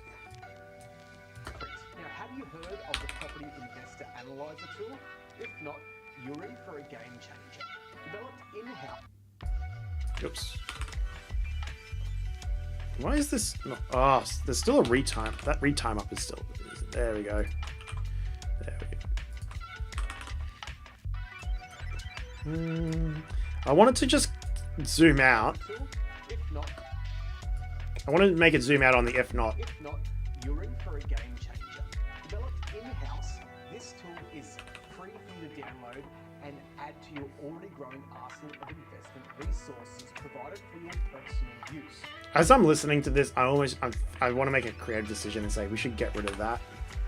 Now, we are proud of this tool. We've developed it with our own for a game changer. Developed in-house. All right, now if you're in here, this is a really good point to focus in and tune in. This is an editing decision right here that distinguishes the good from the best. One of the things happening here is that there's these 3 clips, and they're conveying some information about downloading this tool and how great it is and what it's going to do. Now, I'm just going to play this through, and I wanted to explain how I can justify deleting this entire section. So let's just play through and have a listen to this properly first. Now, have you heard of the Property Investor Analyzer tool? If not, you're in for a game changer. Developed in-house, this tool is free for you to download and add to your already growing arsenal of investment resources provided for your personal use. Now, we are proud of this tool. We've developed it with our own team, our own people in our own offices, and we want you to be proud of it as well. Now, if you need a hand while working with it, just give us a call and we can run you through it quickly on the phone. Okay, cool, awesome. So that's not great. That's so long. And I know people are going to click off listening to all that. Here's the thing. I know that if I get rid of this middle section here, that whole thing's going to flow and it's still going to tell just as much information. So if you can delete something in an edit and you don't lose anything and the story continues, absolutely delete it. Like, just that's the ruthlessness of an edit should be. So if I play this now... If not, you're in for a game changer. Now, we are proud of this tool. We've developed it. I could even say this. Proud of this tool. We've developed it. I don't even like that little section there, actually. I'm going to have a look, keep listening on and see how this goes. But I do know that, like, this still works as is. And we want you to be proud of it as well. Now, if you need a hand while working with it, just give us a call and we can run you through the phone. Yeah, cool. Now, this is something that we've developed in-house, and it's free for you to download. Great, let's just do this. There we go. Not, you're in for a game changer. Now, this is something that we've developed in-house, and it's free for you to download as a tool. If not, you're in for a game changer. Now, great, cool, that works there. Just clean up the gap. But yeah, that's so much better than where it was before. So yeah, when it comes to editing decisions, just go, am I getting the same story across if I delete this section? If you are, get rid of it. At least for retention style editing here. That's important. If you're doing like cinema, Hollywood movies and stuff, or Netflix series, because people are invested in sitting there and there's not a whole sidebar on there going, hey, you could watch this as well. You have the ability to hold moments and let people soak it in. But being on YouTube, we don't get that opportunity. We just got to hit people with it every single second. You're in for a game changer. Now, this is something that we've developed in-house. And this tool is free for you to download. And we're very proud of this tool, and we want and expect you to be proud of it as well. Now, if you need a hand while working with this, just give us a call. Now, we've developed this in-house, and this tool is free for you to download. And we're very proud of this tool, and we want and expect you to be proud of it as well. And I think he ad-libbed this bit, and we want and expect you, or what is that from?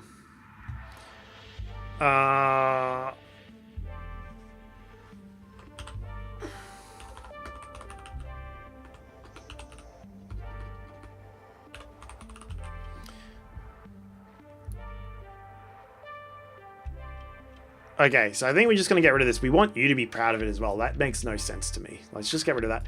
If you need a hand while working, and like, again, we wrote the script as pretty quickly, so I'm expecting there to be mistakes like that. So let's just cut this to, let's get rid of this section and cut to, if you need a hand while working this tool, just give us a call. Investment. Now, we've developed this in-house, and this tool add to your already growing arsenal. It is an investment. Now, we've developed this in-house. Now, this is something that we've developed. Okay, so this obviously got to go. And we're very proud of this tool for a game changer.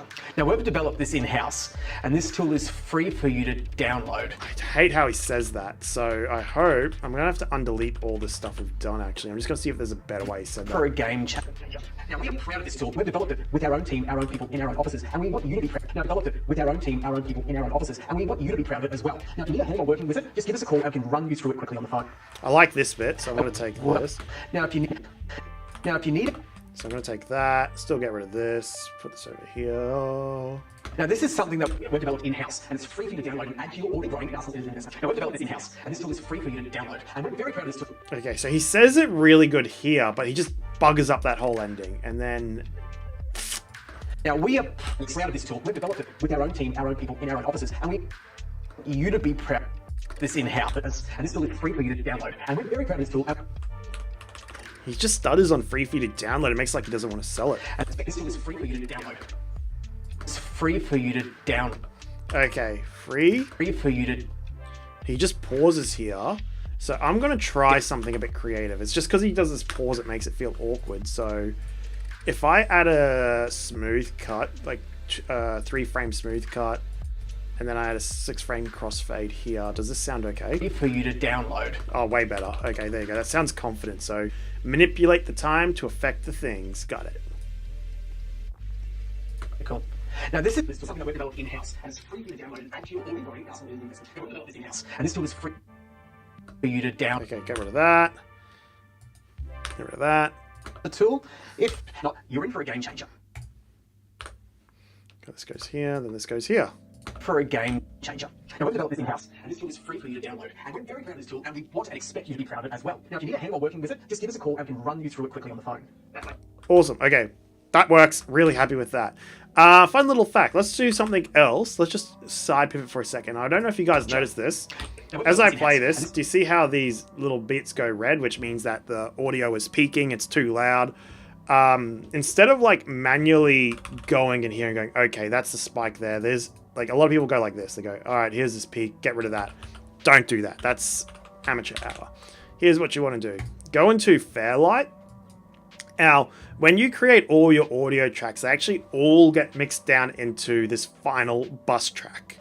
So you can actually find the effect, the limiter, and you can throw it on top right here. And I'm just going to drag this to -2.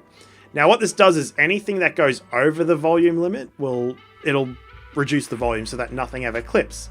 So now, when I go into here, let's bring up the limiter again. Let's just hit play. Changer. Now we've developed this. See these little blue spikes happening here. That's where it would have typically peaked and gone over, but we're not hitting the little red markers now. So yeah, don't ever do any like manual adjustments like that. Just use a limiter on the bus. Now another thing you can do to help make these audio sound really clear while we're here is it's a bit, especially when you got lav mics, usually you get quite a range of volumes and you want it to be more even, just so that it's easier to listen to. You ever watched a movie and you got to keep turning it up or down to get the volume right, and that just annoys the hell out of everyone. Here's how to make sure your videos don't have that. In the dynamics here, I'll usually add the compressor, which is what it does, and I will actually bring this up like so. And then I'm just doing this. So what it does is by increasing the volume, but then decreasing how much it increases as it gets closer to the peak, you get a much more normalized levels of audio. I don't know what it's officially called. I'm not an official audio person. I'm like an all-around editor. But now, when you have a listen to this, everything sounds a lot more even and clear. Tool, if not, you're in for a game changer. Now we've developed this in-house. It's actually honestly probably a bit too loud. Yeah, let's bring that down to 5.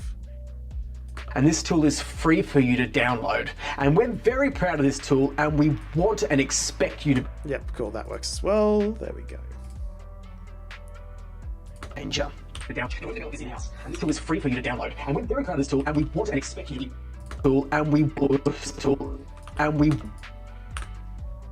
We're very proud of this tool. Now, if you need a hand while working with it, just give us a call and we can run you through it quickly on the phone. Cool, that works. Now, if you need a hand while working with this, just give us a call. Feel at 6 and we can run you through it quickly on the phone. Now, if you need a hand while working with this, just give us a call and we can run you through it very quickly on the phone. No, cool, that sounds way better. So again, general rule, the last take's always the best take. Cool.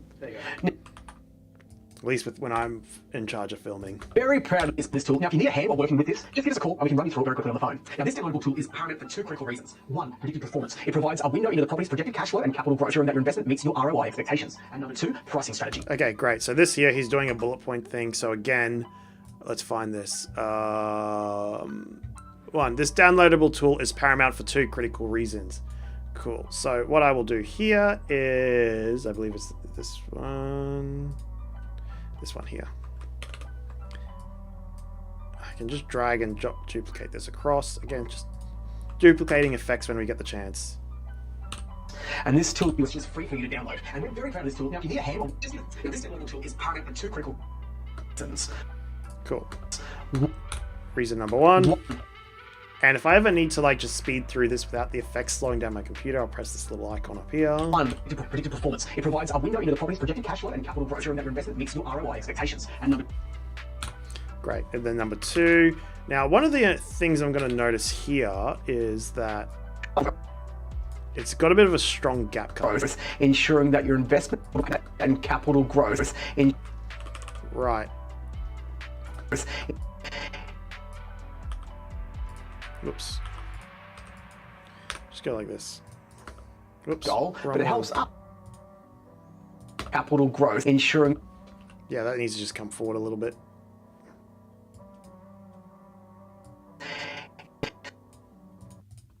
capital growth. Yep, there we go. That sounds better. Actually, I might even just add... No, I won't do a crossfade because it'll make the breath come in. Cool. Ensuring that your investment meets your ROI expectations. And number 2, pricing. Number 2. Yep, cool. That's all the same timing. Great. So now... Pricing strategy. The figures here will give you a strong footing in determining your price point. If an agent suggests a deal at 630,000, but your analysis pays the value closer to 610,000, or you should that's your limit. Okay, great. So let's just put this over here. Now, when I enable this again, I can actually go into the effects here. And we only need 2 bullet points. So what I'm going to do in this case is so you get rid of this one. Command P, it just gets rid of the 3rd one for us. And we can start with the 1st, which is over here.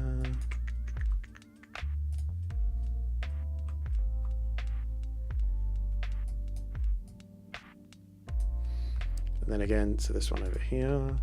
And again, it just saves me having to go like playing everything back and forth multiple times, waiting for things to render and previews. By having these markers there, I can just drag the animations to the markers and call it a day, essentially. Makes life a lot easier and quicker. And then using the script, I can take this. I wish there was a way for text to have what do you call it? Like automatically cuts down, but there is unfortunately nothing. So I think it's like around here. Okay, provides, so it's got to go through like there. Okay, you can do cash flow. There we go.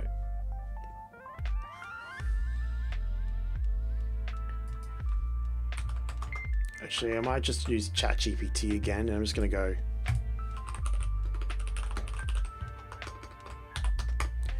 shorter than it.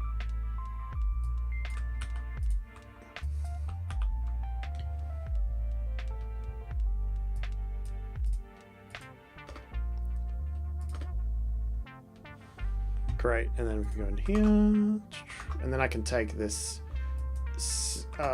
second one.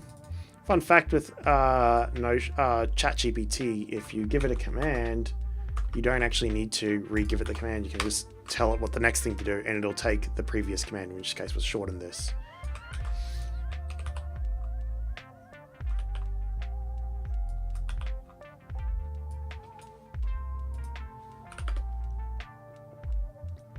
Data helps set. Cut it off at set.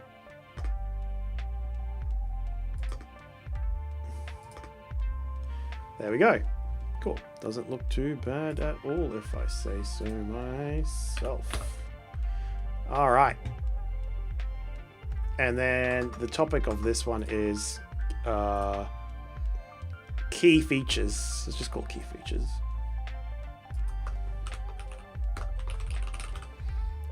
You know what? Just to make this effect easier. Oh, no, don't do that. Oh, fuck. What happened there? There we go. That looks... I'll just do this. Key features. And then I'm going to just drag it down a little bit. Cool. And if you're wondering... Okay, my webcam's about to die. Provides a window into Alright, we got like 50 minutes left, so if there's anyone with any other burning questions, now's a good time to ask while we still got some time. Yeah. Otherwise, I'm just going to keep editing. ROI expectations. And number 2, pricing strategy. The figures here will give you a strong footing in determining your price point. If an agent suggests a deal at 630,000, but your analysis pays the value closer to 610,000, well, you should know that's your limit. Alright, you know, and I just realized I just read this, and I'm like, that is not correct. Just let's get rid of this start negotiating there. If an agent, but your asset value is at 610,000, I should go like this. You should be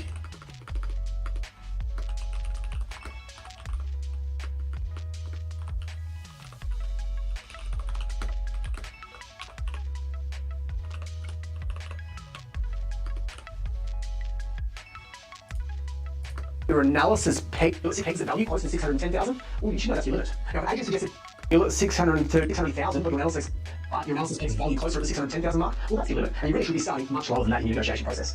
So, after this comprehensive analysis... Great. Okay, so I've got to fix this one up a bit. All right, here we go. Now, value closer to 610,000, well, you should know that's your limit. Now, if an agent suggests a deal at 600... If an agent... Okay, so great. Fun little trick. If you want to figure out where you've got 2 takes and you need to easily find the cutting point to replace, just you learn this as a habit. Just spend a couple seconds now, if an agent suggests... where you memorize the first 3 words they say. So he says now for an agent, and look at the waveform, and that's how I was able to jump across it going, that looks like now for an agent kind of waveform. If an agent... And I'm like, okay, cool, that's it. So now I can just delete, and these should line up pretty well. Maybe get rid of these breathes happening in there. I think as an editor, we all learn how to read waveforms. Like you could look at a waveform and almost read it like you're reading a book. Price limit. Now, if an agent suggests... There we go. Price limit. Now, if an agent suggests a deal at 630,000, but your analysis pegs... But your analysis... 1,000, but...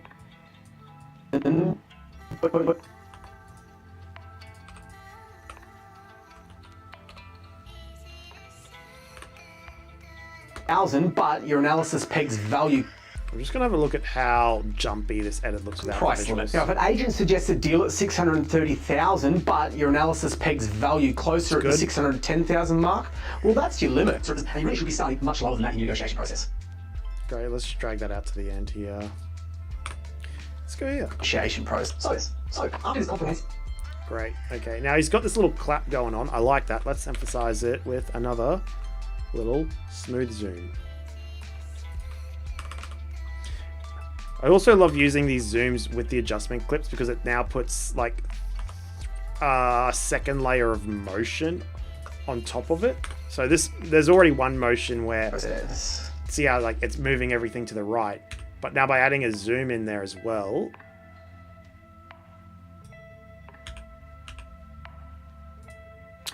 where is this going to start? So, okay, just do this then. Let's go like this. Cool. So,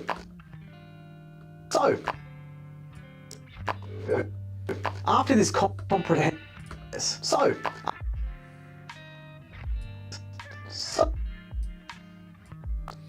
and I might see if I can.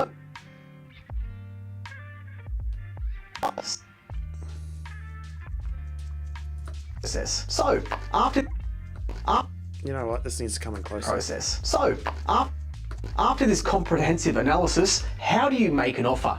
Let's get... Great, so this bit here, how do you make an offer? This actually I should have been doing before as well, so I forgot, so I have to do another pass. But we use, again, like another little copy and paste thing we do is these little chapter headings. Yeah, this will work well. Let's use this one here.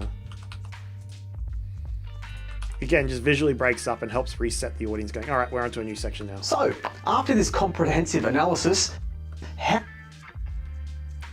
I'm just going to drag it on top here. Can I drag it down a little bit? Yes, I can.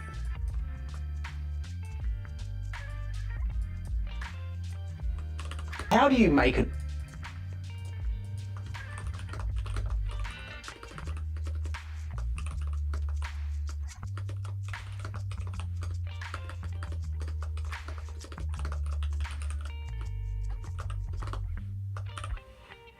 So now, how do you make an offer? Let's get into the nitty-gritty of this. Now you have 2 choices when you could cut this title, right? You could do it. How do you make an offer? Yeah, you can cut it right there.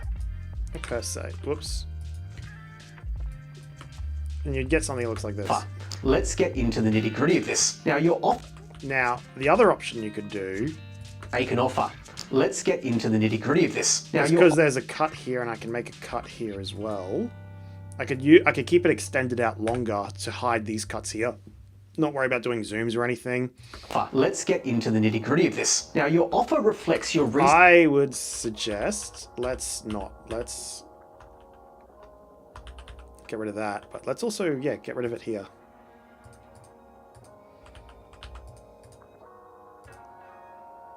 And let's go like that. Backspace. Let's leave here. Let's get in. Yeah, that's good. Offer. Let's get into the nitty-gritty of this. Now, there's a little clap in there. It's a little annoying, so I'm actually going to get rid of it because you don't see it too easily. let's get into the nitty-gritty of this. And I haven't got rid of the pause here because it's sometimes important to have a little bit of gap. I'm going to take this across. So if you were tuning in before, this is just a little audio silence thing I made to... because sometimes when you volume down, you no longer hear the background noise and it sounds awkward, but when you actually just copy and paste the background noise over where you want it to mute, it works a lot better. Let's get into the nitty-gritty of this. Now, your offer. Alright, I gotta just turn my webcam off for a second. It's gonna run out of power.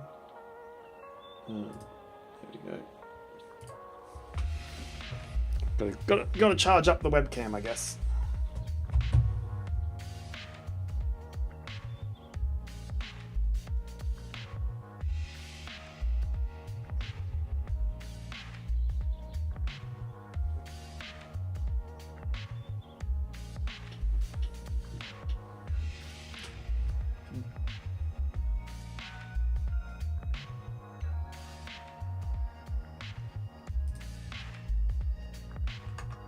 I'm just realizing that there's been a whole bunch of comments.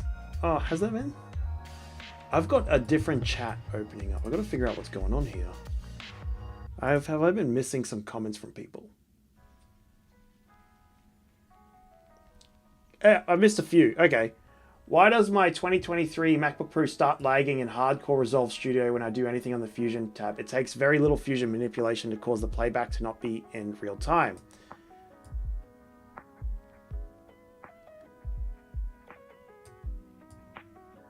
I really like the road marks and how they leave markers. I have yet to explore that feature. Booty, share some stuff in the Discord. Show me how you use that. That'd be really cool to learn about. They don't export from the waveform from the app. Oh, that's annoying. Let your nerd be heard. This is correct. It isn't a slower computer, but even on a fast computer, sometimes Resolve slows down for certain things, and that video can help solve that. That is exactly true. Let's just be clear. You can buy the most expensive computer out there on the market with multiple graphics cards or multiple processors and the hardest threads on them. It will still lag. It's just a matter of fact, it will still lag. Braindance Collective, for the next live stream, can you have a live keyboard input overlay, please? Absolutely. If you can point me to a good one, I would love to do that. This is my first time live streaming. I'm really new to all this tech. So yeah, point me out. If you know one, do that. Otherwise, I'll find it myself. But if you know a good one, point me to it. Yeah, so I think everyone, this is the thing, right? I'm editing on an M1 MacBook Air right now, and I'm doing a fine job. And you'll see me, like, I just dance around it by disabling and enabling the Fusion effects on top. Anything motion blur will slow my computer down straight away. The other thing I got to be careful of is my computer doesn't overheat, so I can always, sometimes I got to make sure I elevate it off the table.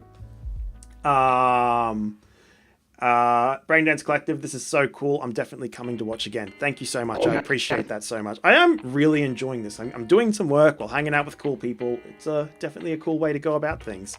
And I'm really grateful that Property Navigation have agreed to let us actually expose themselves to you guys. It's so really awesome. If any of you actually are Australians looking at doing property investing, these guys are genuinely good. My company has a rule: we only work with people who genuinely provide positive value in the world. And property navigation are these guys. If you're not Australian, they're probably not going to be really relevant to you, so I wouldn't worry too much about it, but they are a really cool group of guys to check out if you are. Moving back on, let's get back into the edit, shall we? Let's get Again, I don't. Let's get into the nitty-gritty. Again, it's a bit boring how he talks about that right there. So let's just do another zoom. We're getting a bit aggressive on these zooms. Booty, I'm an Aussie based in Sydney. Oh, awesome. Love to see the local Aussies here as well. Let's get into the nitty-gritty. So yeah. So definitely check out property navigation if you get a chance. Bad jokes, Brian. Is there any way to get subtitles to be more accurate and resolve with bad audio, like I have described above? Bad jokes, Brian. I'm just looking back up. I edit for a YouTuber that uses a gaming headset, and it's terrible for picking up proper subtitles. It's hell editing them. I programmed my Stream Deck to do all my ripple cuts. I'm talking about 1500 subtitles and having to pick up the voices subtitles of his teammates too. Separating the voices with colors, stressful. There is multiple ways you can go about that, bad jokes, Brian. You know what? Let's bring the video. Let's bring the full face back in for this one. Let's sit down and have a chat for a second. So let's talk about audio transcriptions. There are two major players that I know do decent jobs. No, there's three. There's three major players that do decent jobs when it comes to audio transcriptions. There is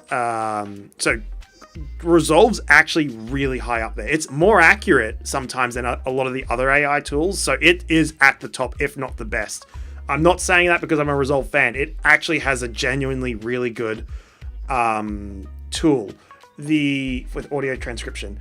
Now, if you wanted to do separate colors for each player, the easiest way I can do that, and let's switch back over to here real quickly, is ask your client to record everyone's voices in a separate audio format. So if he's using something like OBS or Discord, there may be a way to record voices separately. You'd want to investigate that, because then what will happen is you will get different layers for each voice. So let's just use this as an example over here. Now, what's great about this, and this is the thing, this is why it's important about having healthy relationships with your clients, so you can, when you have a healthy relationship with your client, it allows you to talk with them about how you can do things better. Because again, I love using this line.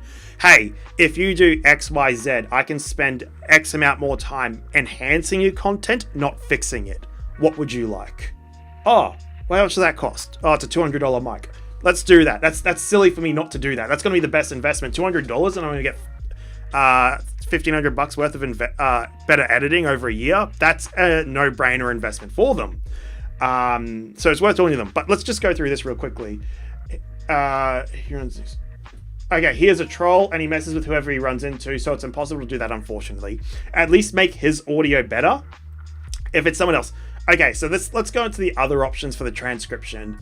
I believe you honestly may just have to outsource it and add it as a cost for him. There's no AI solution that's going to make it good. So you just need to do this. Human transcription from rev.com. It's $1.50 per minute. So either you get the human transcription at the end of the video when you've cut like 90 minutes down to whatever. But this is the way to do it. Just use someone else. Pay someone else to do it. So there's this website called rev.com. They're the way to go. The other option is Descript. No, just Descript uses Google's voice-to-text AI algorithm. Descript's pretty awesome, except, and this is the issue I run into, because I now have an assistant editor, their multi-collaboration tool is glitchy as fuck. But as a standalone editor, it's awesome. And they are a really powerful transcriber. And what's really cool about them as well is they have they have an AI feature that can auto-detect different voices. It works really well. So if you've got a single piece of audio, it works really well. One other thing I'll say, Brian, is do they do it with time codes? Yes, they do SRT files. They will import SRT files. Another thing I'll say is no audio transcription will be good if you cannot separate the noise from the voice. I would actually be very curious to see what happens is if you applied voice isolation to some audio, pre-rendered it, then applied the transcription tool, if that does a better job. It could quite possibly do a better job, but I'm not sure. The best thing is just, like, if there's game audio mixed in with his voice, you just need to tell him it's going to cost 4 times as much to transcribe his voice than if he just had it separated. For the other people, I get that. It's going to be hard because he's trolling random people online. It's just a thing of, yeah, you're going to have to add a cost. You're going to have to say, like, this has to be manually transcribed. It's $1.50. And if it's $1.50 per minute with, say, Rev... So if it's $1.50 per minute, try cranking the audio. Yeah, that can work too sometimes. If it's $1.50 per minute, that's USD. Charge him $3 a minute because you have to verify that it's all good as well. You got to put your time in. It could even be longer than that, like $4.50 a minute, whatever. Like, you got to make it worth your while. So just say, look, bad audio. It's $4.50 a minute. And you're going to charge in 15-minute increments or something. So, you know, it's going to be $50 every 15 minutes, something like that. That's the only thing I can recommend because AI is great, but it just will never be perfect with that because it's looking at the waveform shape. It's not actually listening.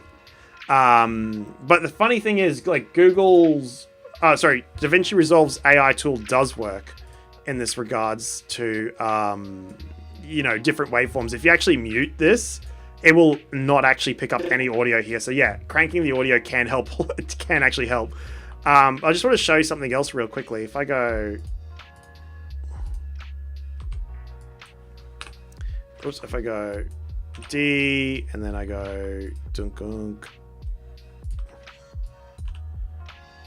like this. Now, this is the benefit. If you could have them as separate audio files, even at least his versus the games, you can at least then, when you go into here, if I mute these tracks right, I can now go timeline, create subtitles from audio, just whatever they need to be. Whoops, actually, hang on. Let me just set the endpoint to here. Rev should be pretty darn accurate since it has a human doing it. It is pretty close to accurate, and it is good to send your problematic transcription clips to versus you doing it. But there you go. Have a look at this. See this? See how these two are now muted? It's now done a subtitle track for this. If I lock the subtitle track and I now do it for this one here, so I mute this top one, do this one here. Again, let's go playback. I'll go timeline, create subtitles from audio, blah, blah, blah. Great. You've now got these separate tracks for each different layer. So if these were different people, you can now generate your fancy subtitles using Snap Captions. You can now generate the different colors based on each track. So this is that's a great way to, like, you know, get your client, his voice, get it all done in one go. Yeah, so Bad Brands, you're already doing something similar to that. Awesome. But that's a great way about separating it and having different colors for different people. So let's go there. Other people in the thing. Booty, how do you go about quality assurance? Define quality assurance for me. Can you tell me what you mean by that? While you're at it, I will show you something. So this is part of my company's onboarding process. If I do hire a new assistant editor, I'll just load it up because I'll have to load it up here so I don't show any confidential stuff.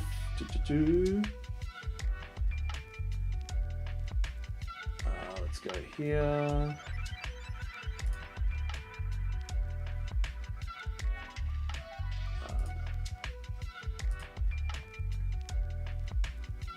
Cool.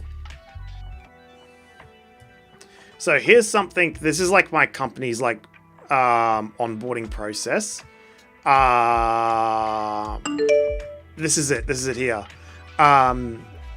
So quality assurance is weird in the video editing world because I call it extreme time volatility because we work in a creative world. The line between a job done and a job not complete is this big gray area. And like, so as an accountant, you know your job is done because accounts are reconciled. As a builder, you know the job is done when the house is complete to the blueprint specifications. But like as a designer, a video editor, our job is done when the work is amazing. But what is amazing? Who draws that line? Is it you, the client? Is it written in the agreement? How accurately can you write it in the agreement?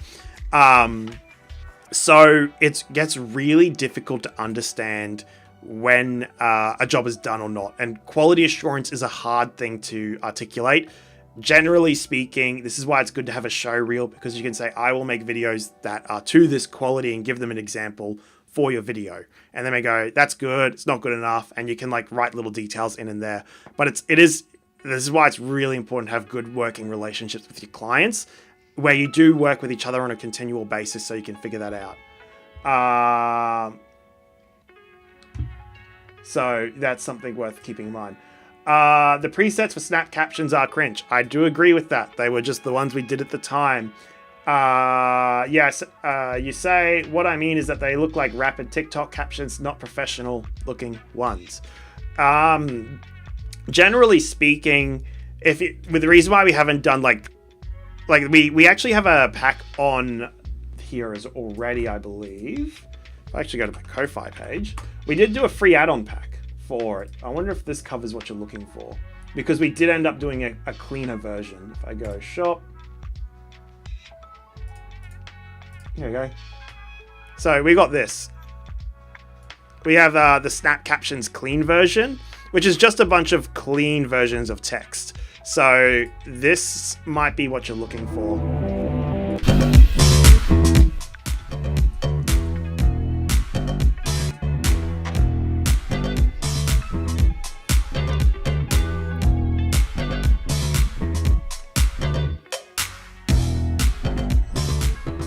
So that might be what you're looking for there.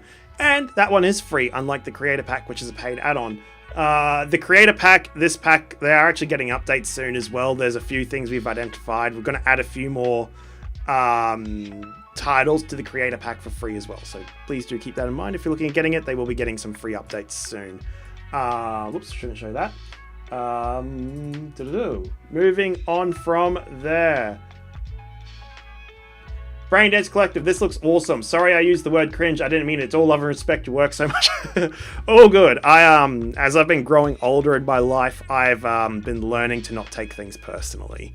I get where you're coming from. And also, you know what, that's the thing about text, right?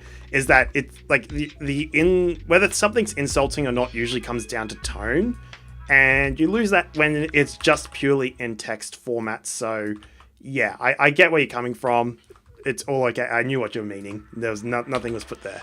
Nothing was. I was not offended by that. Okay, let's see here. What are we doing? We've got 20 minutes left, really, before I run for the end of the day. Don't forget, guys, if I haven't answered anything, please throw them in the comments so we can talk about it. All right, moving on. Why is none of my audio playing now?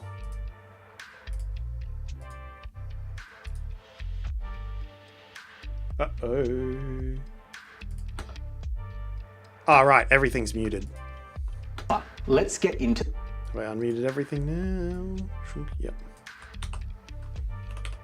To the nitty-gritty of this. Now, your offer reflects your research and understanding of the property's value, and how you present it is equally crucial. Always kick off by discussing the offer methodology with the agent, be it verbal, written, or through a dedicated online form.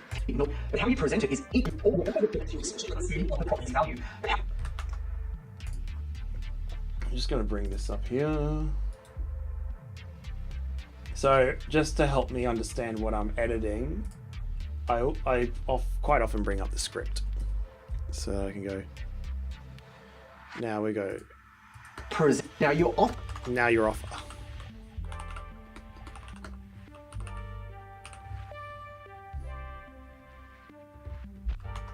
Offer reflects your research and understanding. Let's just put in reflects. Yeah, your offer reflects your research and understanding of the property's value, but how you present it is equally crucial. Always kick off by discussing the offer methodology with an agent, be it Your okay. Always kick off by discussing the offer methodology with an agent.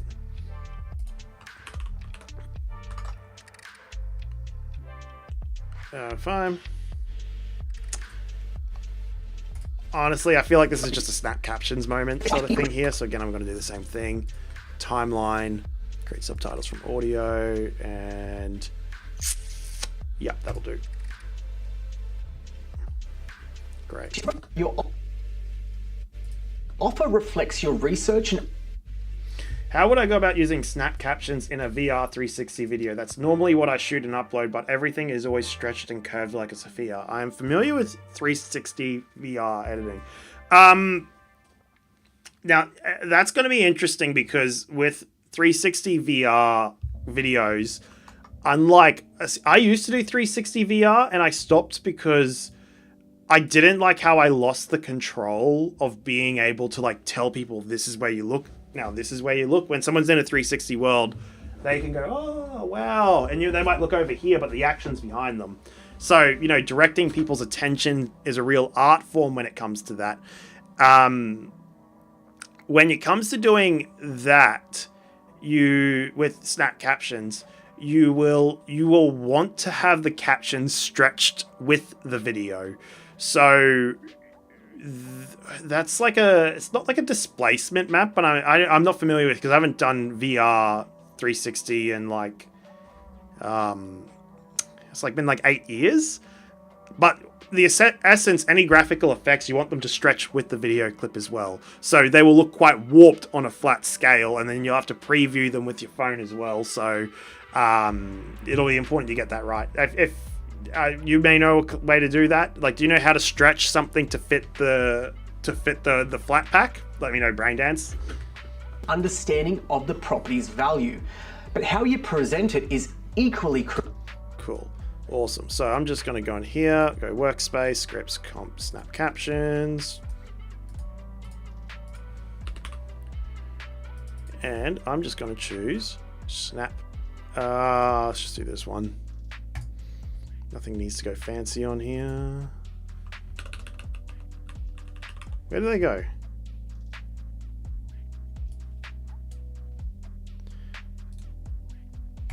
That's weird. Let's try that again. I might be running into this issue I've seen a few people mention on Discord, where we go to generate and then just nothing happens. This will be good because I haven't been able to replicate it till now. Oh, I know what's happening. I'm not choosing the right subtitle track. It's 3. There we go.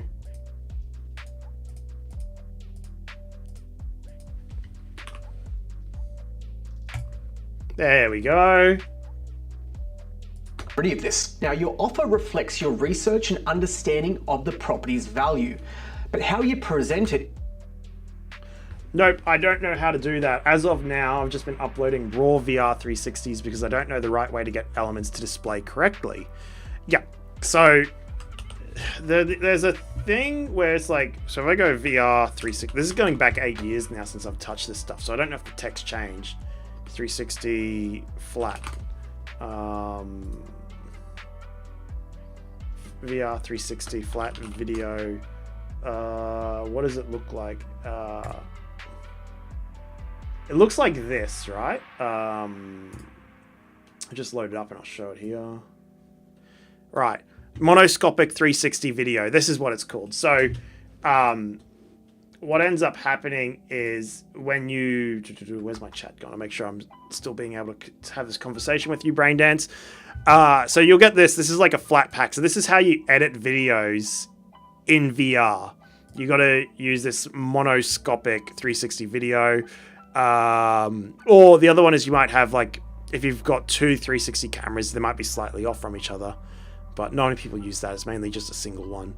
So when it comes to... Sorry for that. Me swallowing my own saliva sound. So when it comes to something like this, do you see how it's like all stretched out the bottom here? It means we need to be able to format that, the text to be stretched as well. So the more close it gets to the edge, the more stretches you'll see. So the easiest way to see if that's the case is, let's open up an incognito window.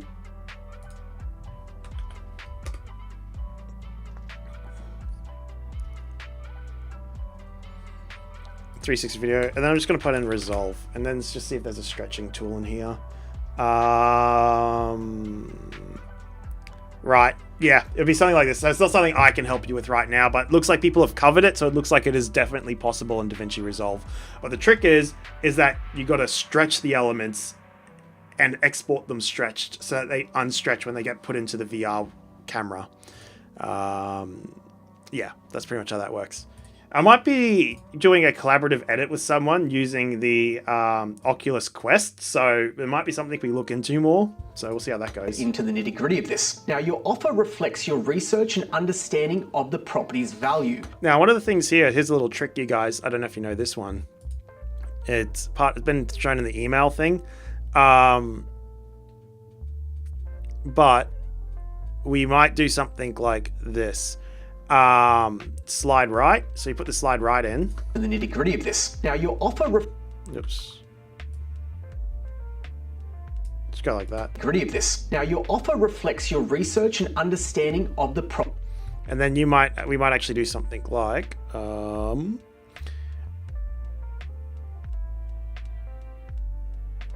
actually, I wonder if spin would work. Nope. I don't want to do that, but you know what? Let's just do this. I'll show you this. So if you copy this, hit the T key to activate the trim tool, you can actually select edges, and you can hit V, and you can actually paste transitions on top. So how you can add animations to your text is really easy. Research and understanding of the property's value, but how you present it is equally crucial. And then, but I might just want to put it on this one, and then I might just put it like this. I have no idea. I'm having a bit of fun here right now. Property's value. But how you present it... I don't like how it does this equal fade in and out. I'll probably want to do something better.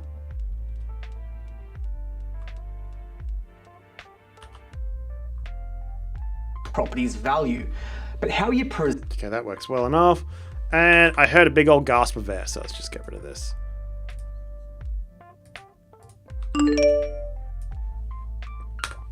Awesome. And I just got to, again... Webcam died. Awesome. Going into this, I think maybe we might call it an end here for everyone, eh? It's just going to be more standard editing that we've seen before. The final thing that happens is I upload this sort of stuff to... When it is done and I've done the whole lot, so add another 4 times the amount of work, and then I'll export that to... Yeah, Booty, it looks like Star Wars intro with that text fade. It does. I don't like it at all. I was just trying to see if I could animate it easily with the animation, but it didn't work.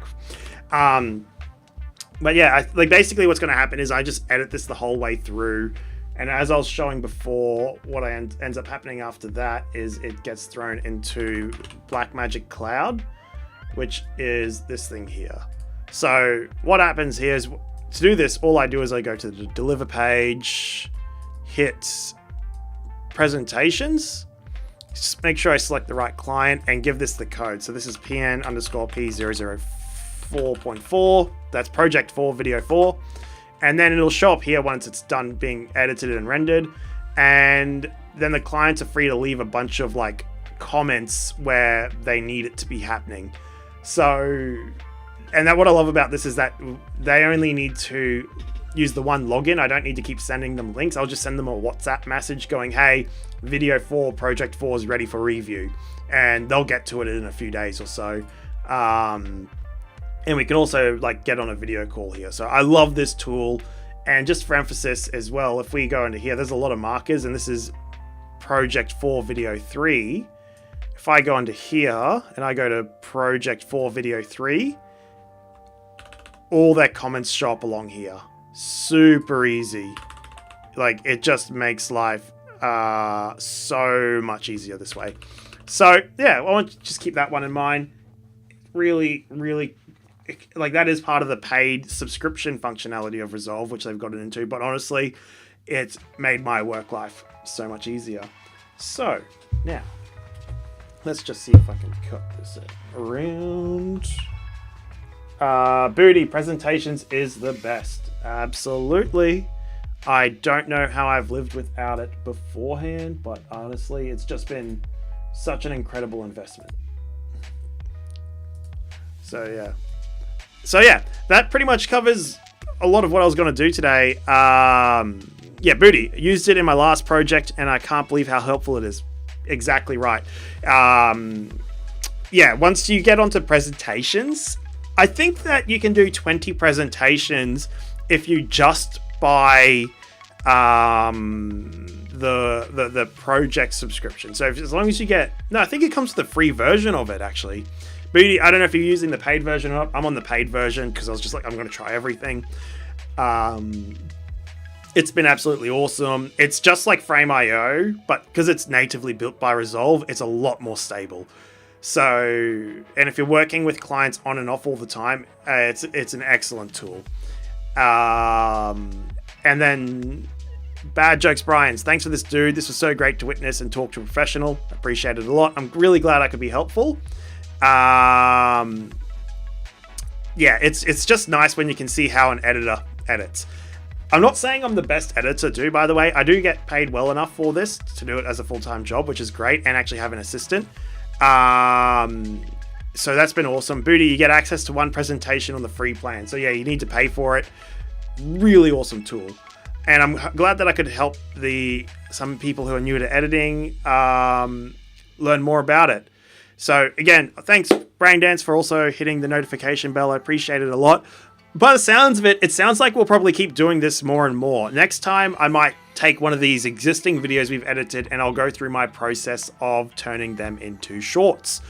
So yeah, I think that'll be a lot of fun. It's nothing. A bit late, but hi. Hello as well. It's nothing.